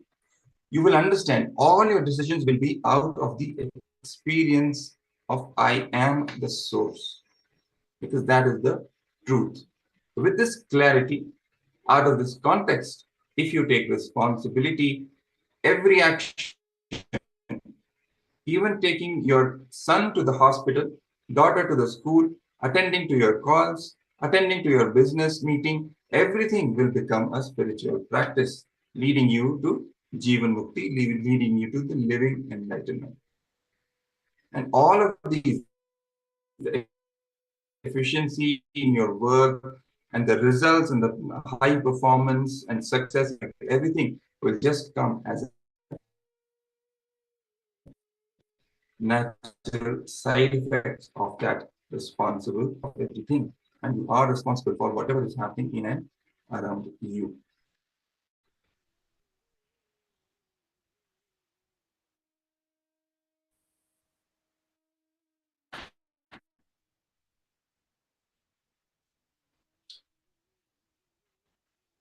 Now,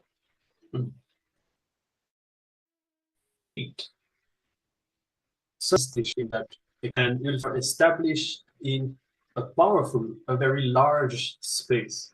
When you complete, you will experience an extraordinary space opening up inside you and flowing. You will experience an extraordinary gush of energy flowing inside you. So use that space and enrich others if you do not use that energy to enrich life outside you, others around you, you will again fall back into your old incompletion.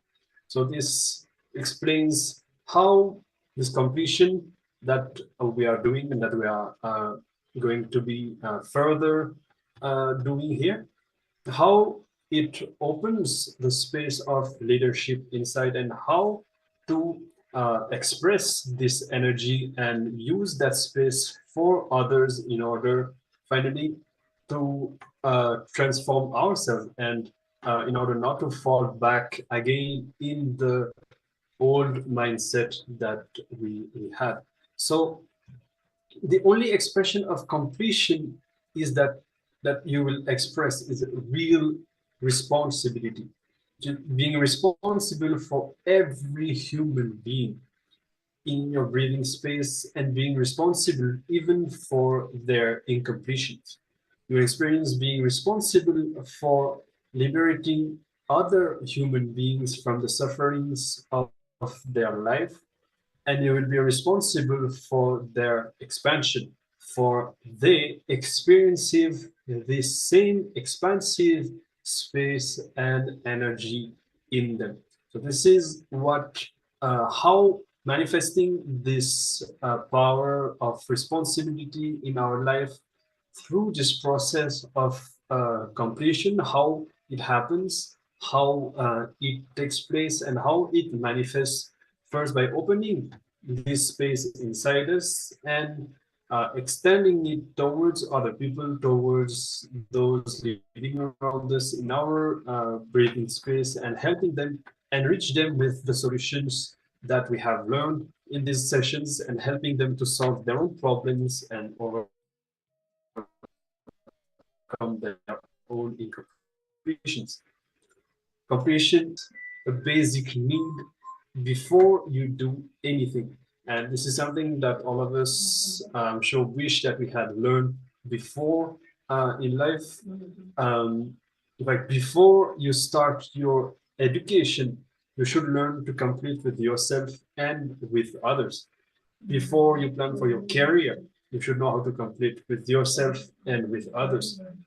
Before you start your marriage, or before you plan for a child, before you put your child in the school, you should learn how to complete with yourself and others, because this is the science that allows us to succeed in everything that we do in our dimension of our life. And in fact, many times we are restricted in our expansion, even for things that we have the potential to do, just because of simple incompletions that we do not know how to solve, because we have never learned this inner science, the spiritual science of completing with ourselves and with others. So the only way to know if you are complete or not is to see if you are being responsible and enriching others out of the right context, that you are the source of everything in and around you.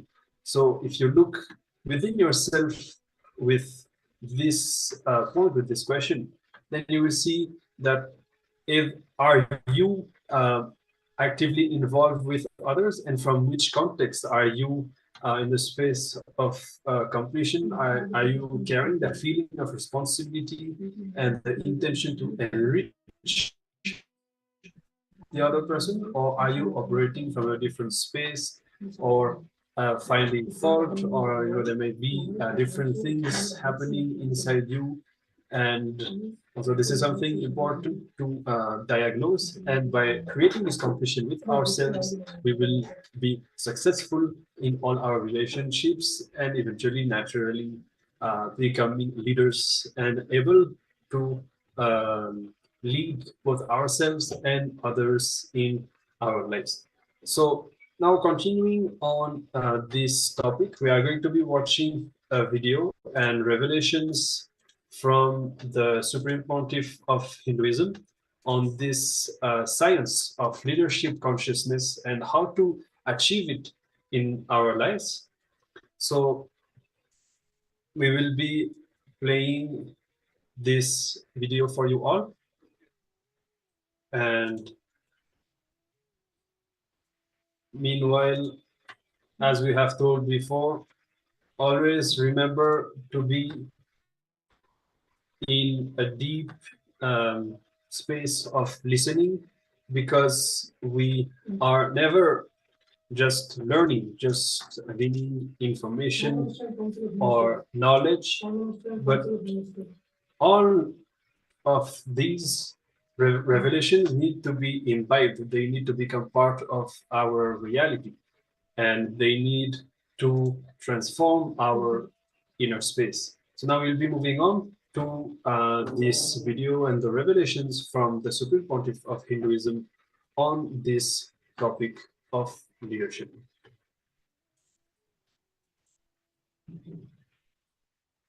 See, the greatest thing is, factually, so many murder attempts happened on me. Factually, so many people tried to kill me, so much of abuse, harassment, injustice done. But I decided not to hurt myself because they are trying to hurt me. Understand? They trying to hurt you, your enemies attacking you, is violence. But if you become violent, you are hurting yourself also. So now your enemy got one more person, which is you supporting him to destroy you. Listen to this equation carefully. Factually, there are so many murder attempts on me.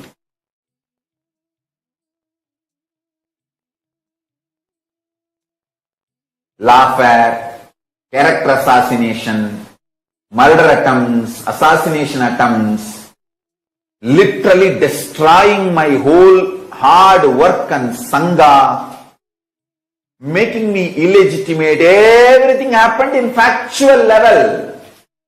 The evidences are there all over the internet. But in my core inner space, I did not allow the reaction of violence. Because of my clarity, separation is delusion.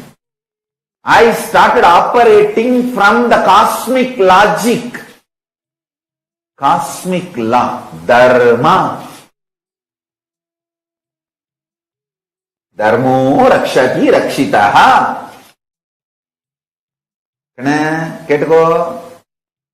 If you protect dharma, dharma will protect you. Dharmo rakshati rakshitaha.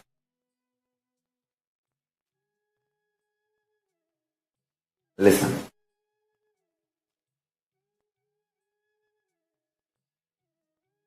I operate from the cosmic law, cosmic logic. I never became violent. I only started analyzing, what should I do now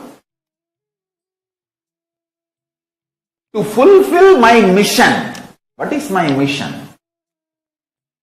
To bring all the great things from KAILASA, Paramashiva's grace first,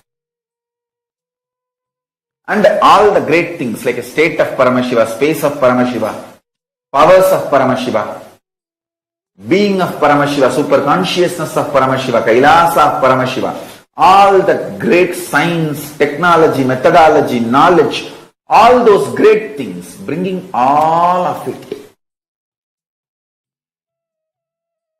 and sharing it with the world. My Atma Pramana, Shastra Pramana and Apta Pramana, all these are absolutely in alignment. the great Shastra's declaration and great Master's declaration and my own experience, all these three are matching. That is why I am sharing it with all of you. Listen. When you understand ahimsa paramo dharmaha, at every situation you only respond life positive. You don't react.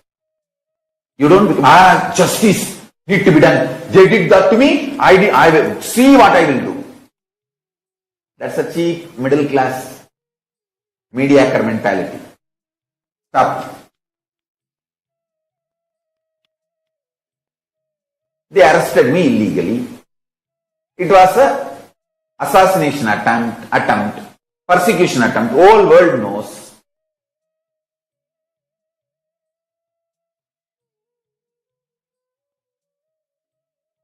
There are tons of evidence.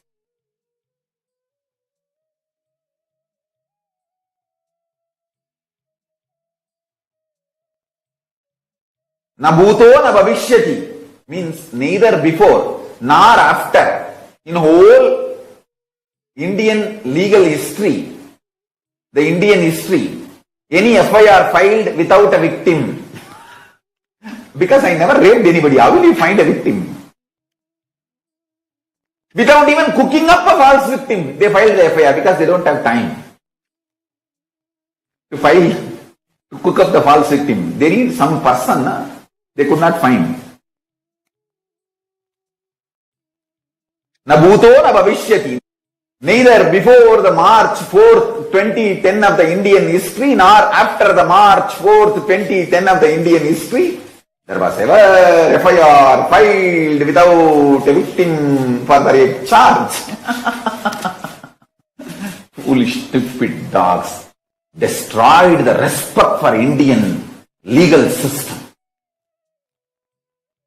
This corrupt police officers from Tamil Nadu police. I don't know the name of that person who signed that FIR. I'll get that name. These fellows brought such a shame on the whole Tamil Nadu police and whole Indian police.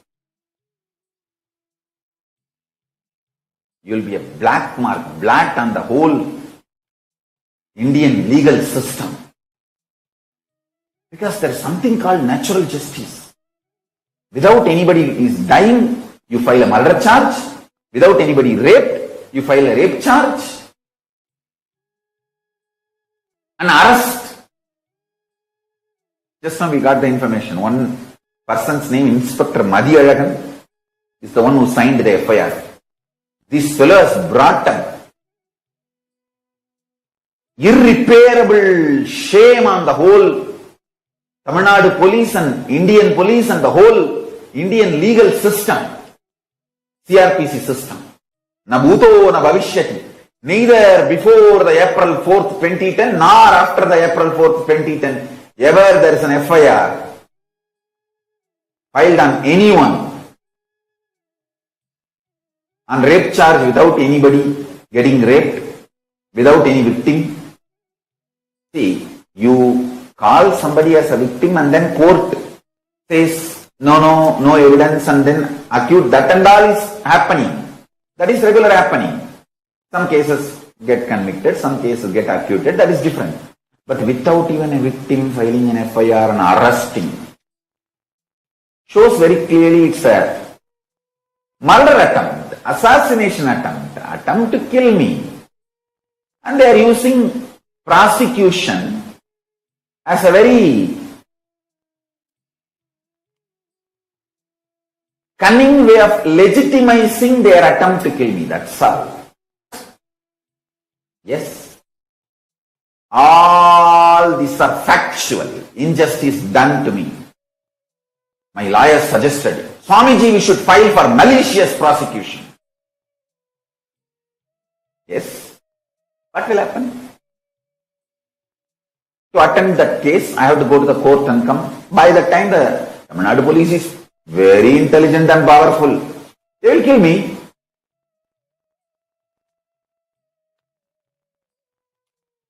or even if I manage to survive somehow, when will the justice be served? 25 years. By that time, I will be, 60. At what age they attack me? I think 2010 if they attack me. Then I was around 30, little more than 30. 78 born. I must be 32. Around 32. So when the justice comes, it will be at least 60. 25. Sometimes even more than that. I may be around 60. So you want me to waste my whole life on this? That's the most stupid, mediocre, middle class mentality. Not that what they did is right, but I operate from cosmic logic. Hey, I am here to deliver Paramashiva Jnana and Paramashiva Vijnana. This Dravish gang,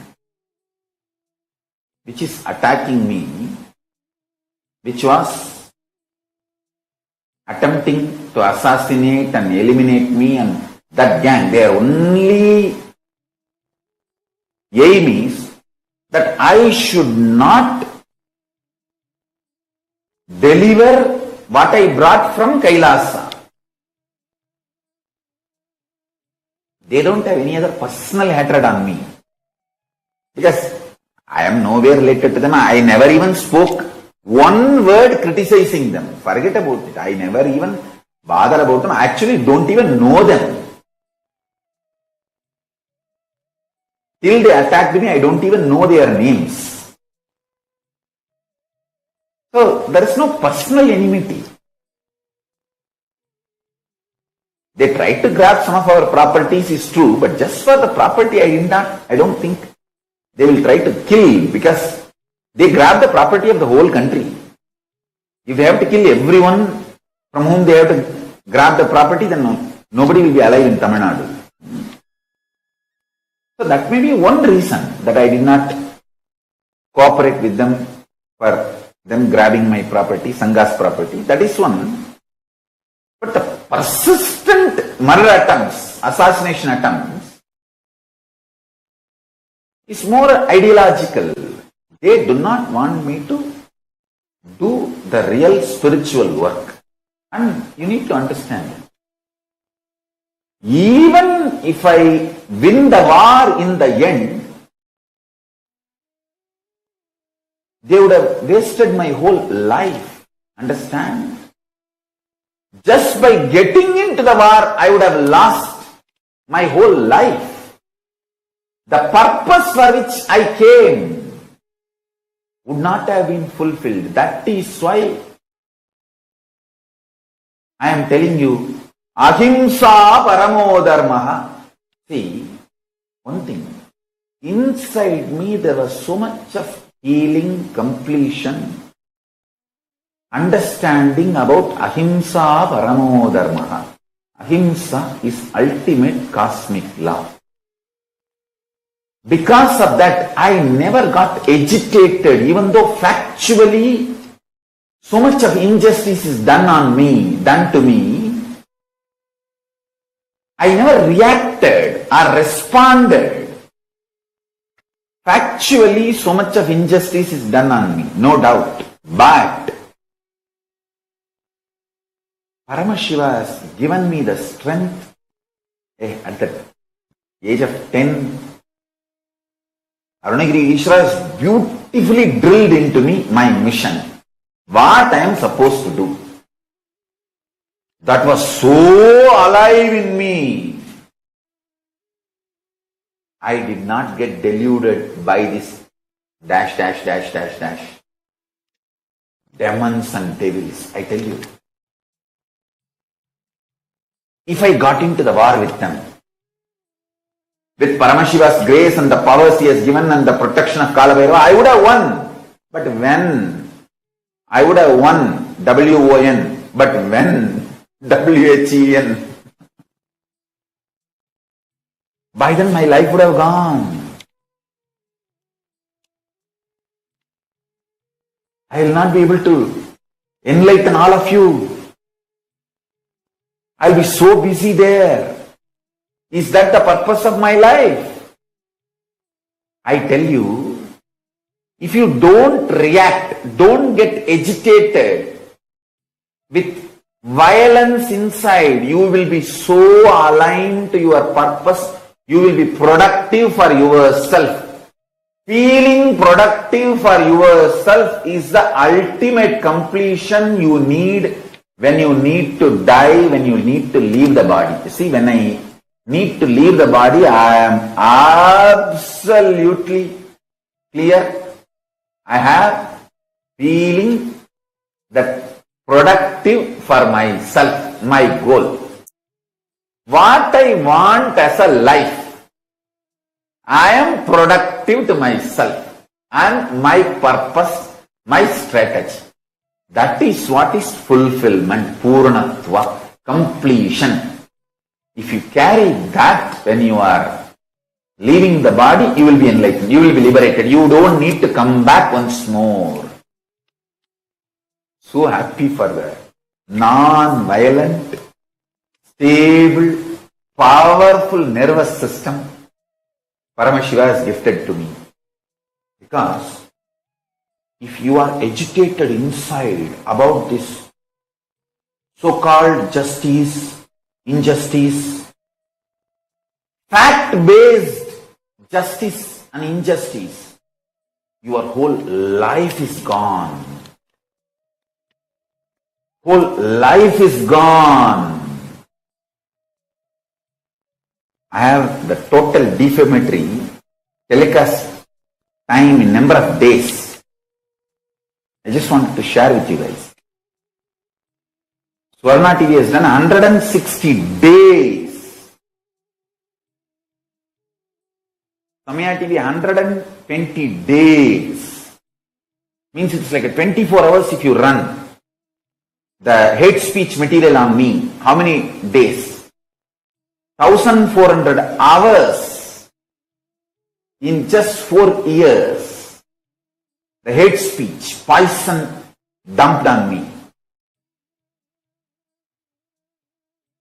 Anybody else would have had a nervous breakdown and by now dead.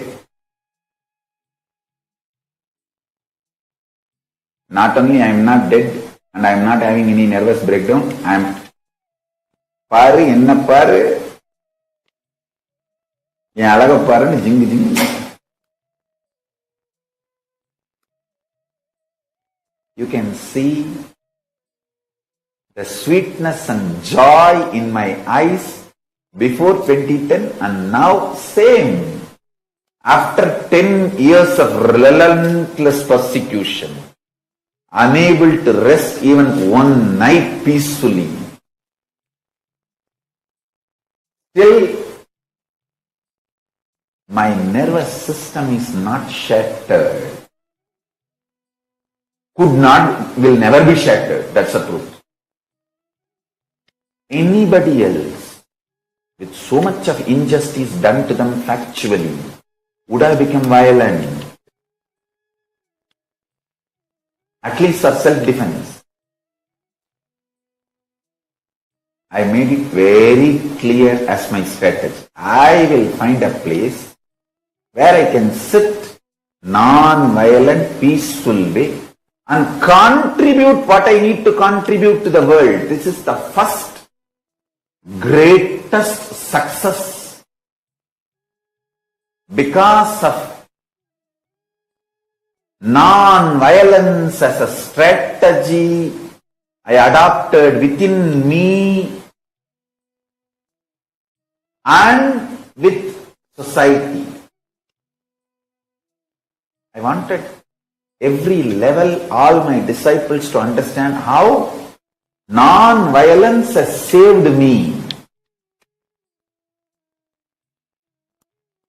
made me productive, made me contribute what I need to contribute to the world.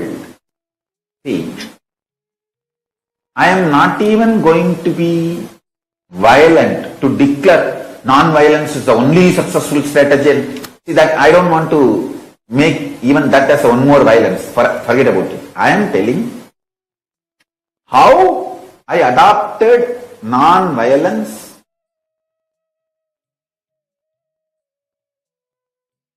from my Guru Parampara and how that has helped me in every level to deal with the most corrupt, worst terrorist gang on the planet Earth.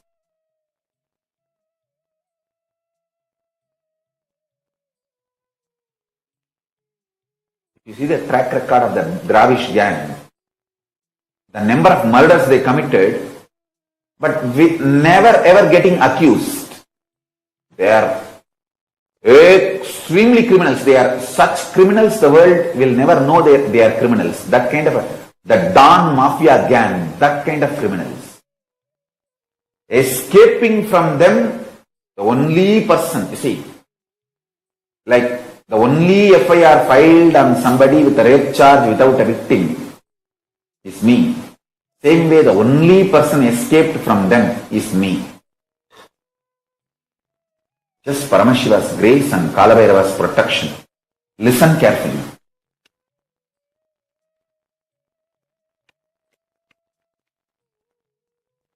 First of all, understand the so-called justice, injustice, all this belongs to binary logic of this world.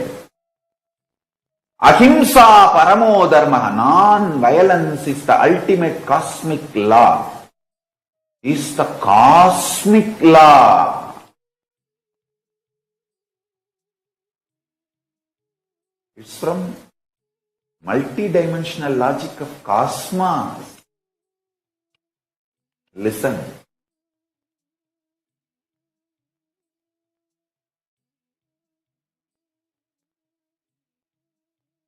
I'll give you more deeper secret.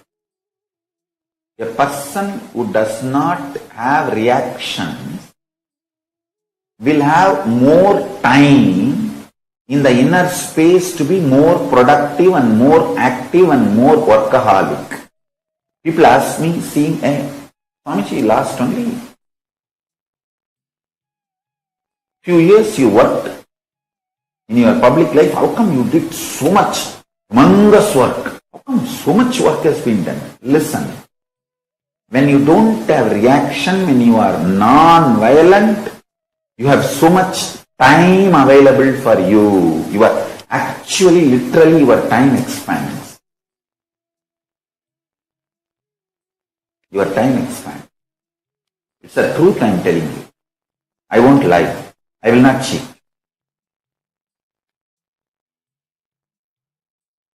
Frustration, anger, guilt, feeling ashamed or revenge, all these action reactions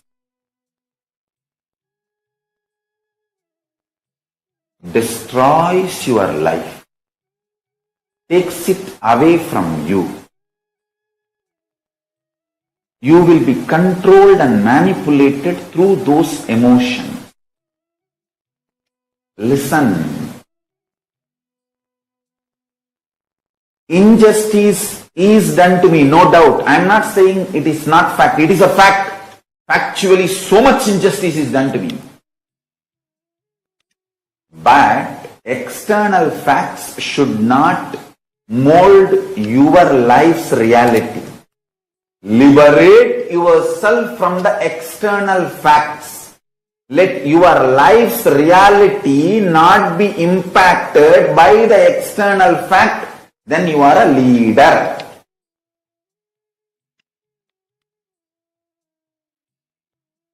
Person whose life is not impacted, affected by the external facts is leader. I did not allow my reality to be molded by Dravish demons, Yashaktis. anti-Hindu terrorists and anti-Guru Hindu mafias. I did not allow these two gangs to mold my reality, to interfere in my reality, even though the facts they created. You see, they attacking me is a fact. They really tried their best to mold my reality, but I did not allow. I remained as leader, Lord of my life, Atmeshwara. I remained as Ishvara for my soul and my life, and I remained as leader for myself because of non-violence, not getting agitated, reacting violently and responding violently to them.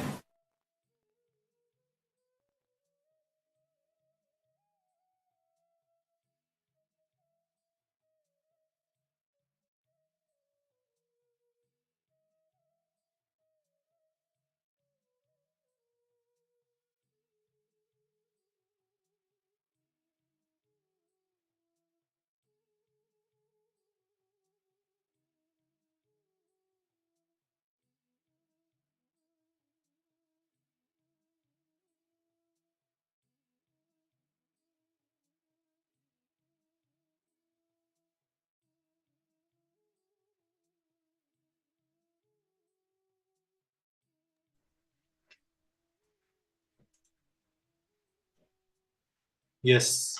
So with this, all of us had all of us received very deep revelations on how to be a leader and the deeper secrets of how to hold that space powerfully with non-violence and not being affected by outer circumstances, and how Swamiji, the Supreme Pontiff of Hinduism, by living these principles, has succeeded in overcoming all forms of attacks from multiple levels and furthering the expansion of KAILASA.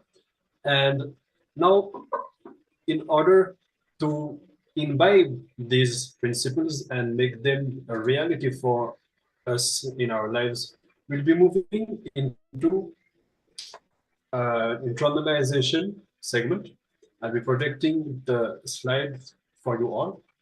And we are going to be practicing completion and seeing how we can restore completion in our relationships to strengthen that space inside us and lead to the experience of leadership and manifesting more and more leadership in our lives. So I will be projecting the slide for you all. You can take your pen and paper, and we are going to start this internalization. Now, the first assignment, the first point that we are going to be focusing on, sit with yourself now for a few minutes. If you have Swamiji's picture or an Atmavoti in your house, you can sit in front of Swamiji. Otherwise, you can even open a picture of Swamiji on your screen. And for a few minutes, just sit with yourself and watch your thoughts. And by doing that, do completion with yourself. It's a very simple technique, but very deep, which needs a lot of involvement and a lot of sincerity, intensity. Just sit with yourself in front of Swamiji and watch your thoughts, meaning without engaging with your thoughts, without sustaining your thoughts or getting entangled with your thoughts, creating new thoughts. Just watch your thoughts happening inside you as they arise. So we are going to be starting with this, and we'll be introducing the next segments once we are done with that. So I invite all of you to start. We'll be playing the meditation music for your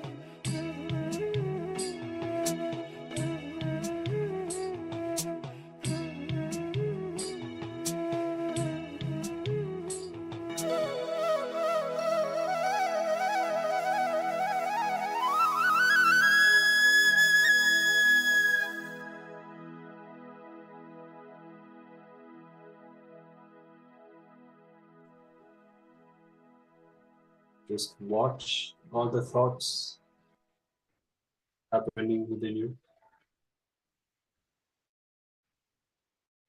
without engaging with any of them, allowing them to surge, come and go, and settle deeper within yourself.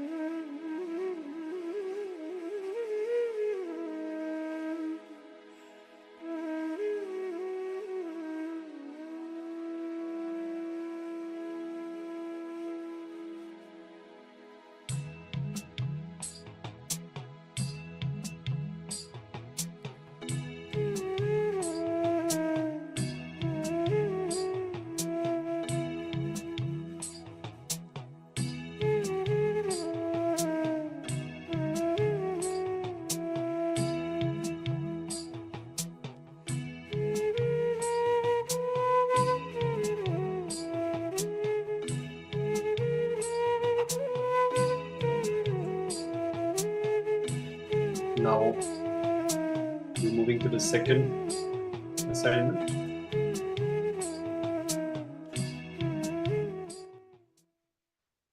Sit and list, pen down all your family members and close ones and see for each of them whether you are in completion with them. So, of course, if for each of these family members and close ones, if there is any incompletion with any of them, you can pen that down in details, but to be as elaborate as you can while writing, and empty your inner space completely. I repeat, list down all your family members and close ones and see whether you are in completion with them. And if you experience any incompletion with any of them, write it down. We'll be giving a few minutes for you all, and then we'll be moving into the last phase of this completion process.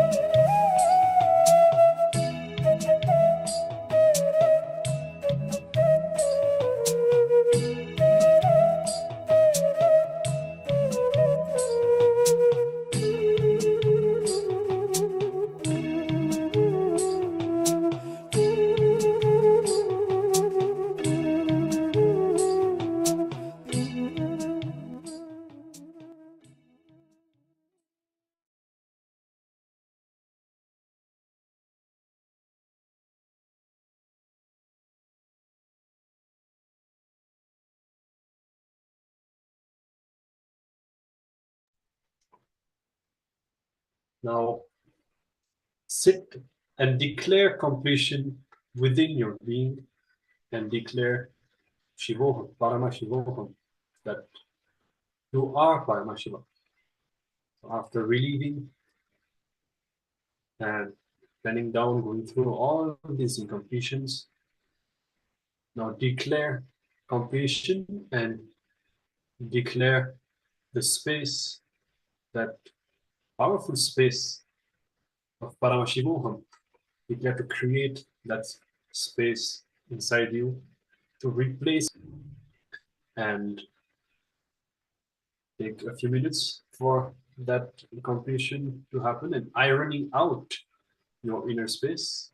If you have something to write down before this completion or anything to declare, something that is sitting in your inner space, you can do that and move into the completion. And as you move into the completion, going through each incompletion one by one, drop them, let go of them, declaring completion and asserting Paramashivoham, the proof that you are Paramashiva. You can start now moving into this last phase of this exercise, and we'll be giving a few minutes for you all.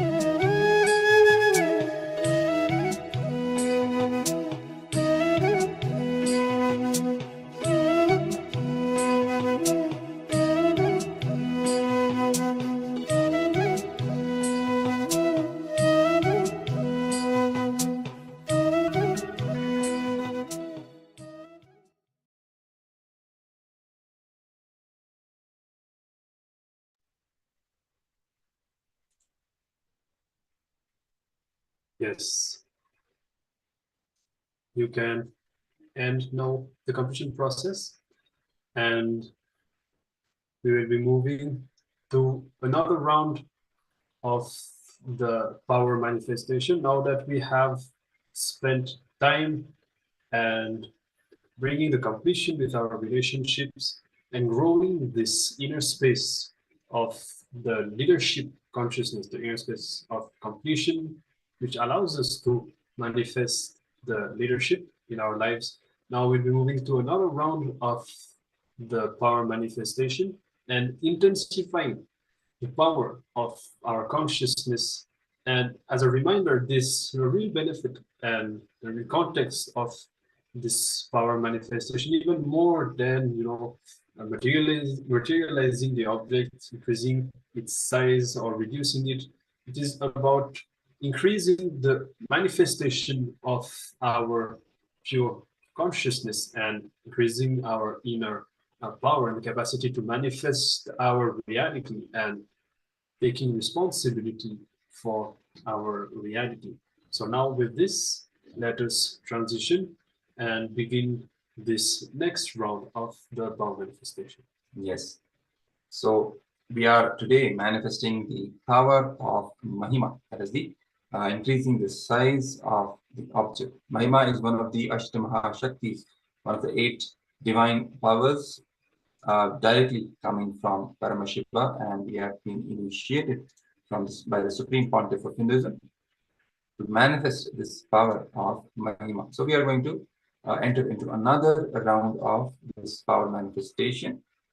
So in this round, we are going to increase the size of an object through a look and through the distance. Now, before we held the object in our palm and we would increase the size of the object or either in our palm or in front of us, in this round, we are going to increase the size of the object which is being held by a person who is not in front of us, who is not near us. So we would have to connect with someone, maybe a friend, a family member, through a distance, maybe through a call. They can hold the object in their palms, and you have to manifest the power. You have to maybe look at the object through the phone or through the video. Somehow they have to show you, and then looking at the object which is in their hand, you have to manifest the power of increasing the size of that object. So let's enter into the power manifestation round now. We would start with the pramana, the scriptural evidence of this power. So the scriptural evidence, the Shastra Pramana for this power of Mahima comes from Shiva Samhita, chapter 5, verse 76 to 78. And the verses go as: Maranam khadyate tena sakena pina khadyate tasya syat paramasiddhir animadi guna prada Vayu sanacharate dehe rasavriddhir bhave dhruvam akasha pankajagala vrityushamapi vardate. The translation of this verse goes as: Death is eaten by him, he is eaten by none. He manifests the highest powers such as Anima, Lahima, Mahima, etc. The Vayu, the wind energy, moves equally throughout his body. The juices of his body also are increased. That is, the rasavriddhi happens. The nectar exuding from the ethereal lotus, the Akasha Pankaja, also increases in him.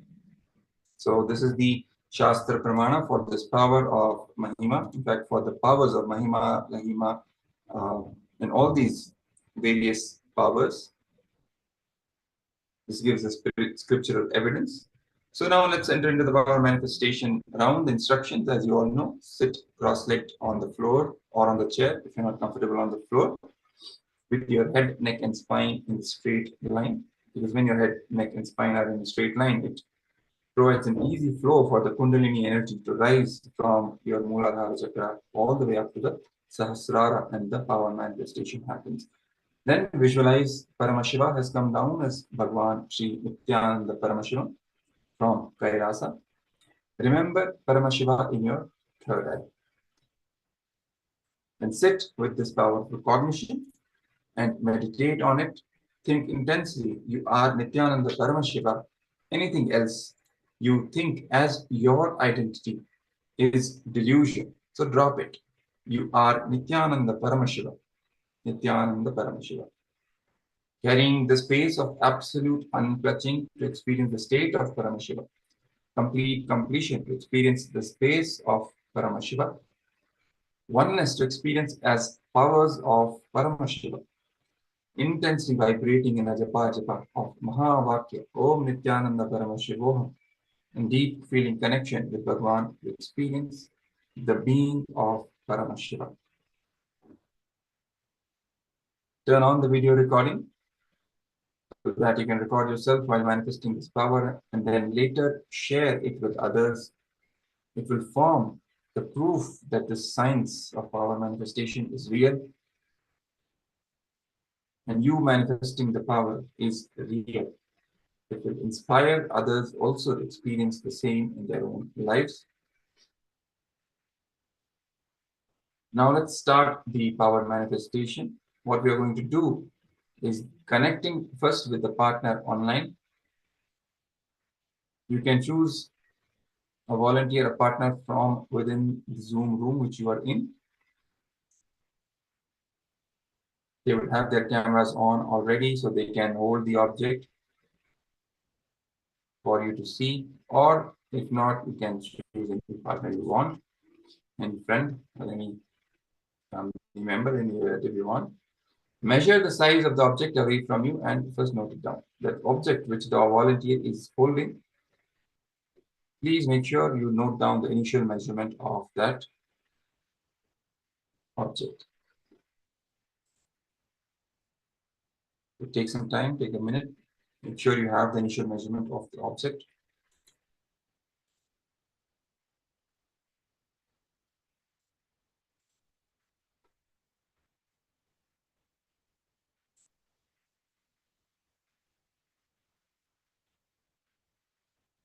Now, once you have the initial measurement, start the manifestation. Connect with Swamiji. Connect with the Supreme Pontiff of Hinduism by chanting the Mahavakya. We will be playing the Mahavakya as our manifestation round goes. You can chant the Mahavakya along with that audio. Connect with Swamiji in the space of oneness with him. Declare the change in the size of the object. Continue chanting the Mahavakya, holding the space for the size of the object to change.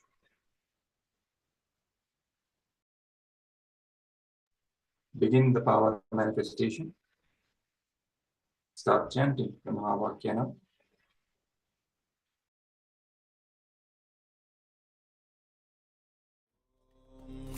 Nithyananda Paramashivoham. Om Nithyananda Paramashivoham.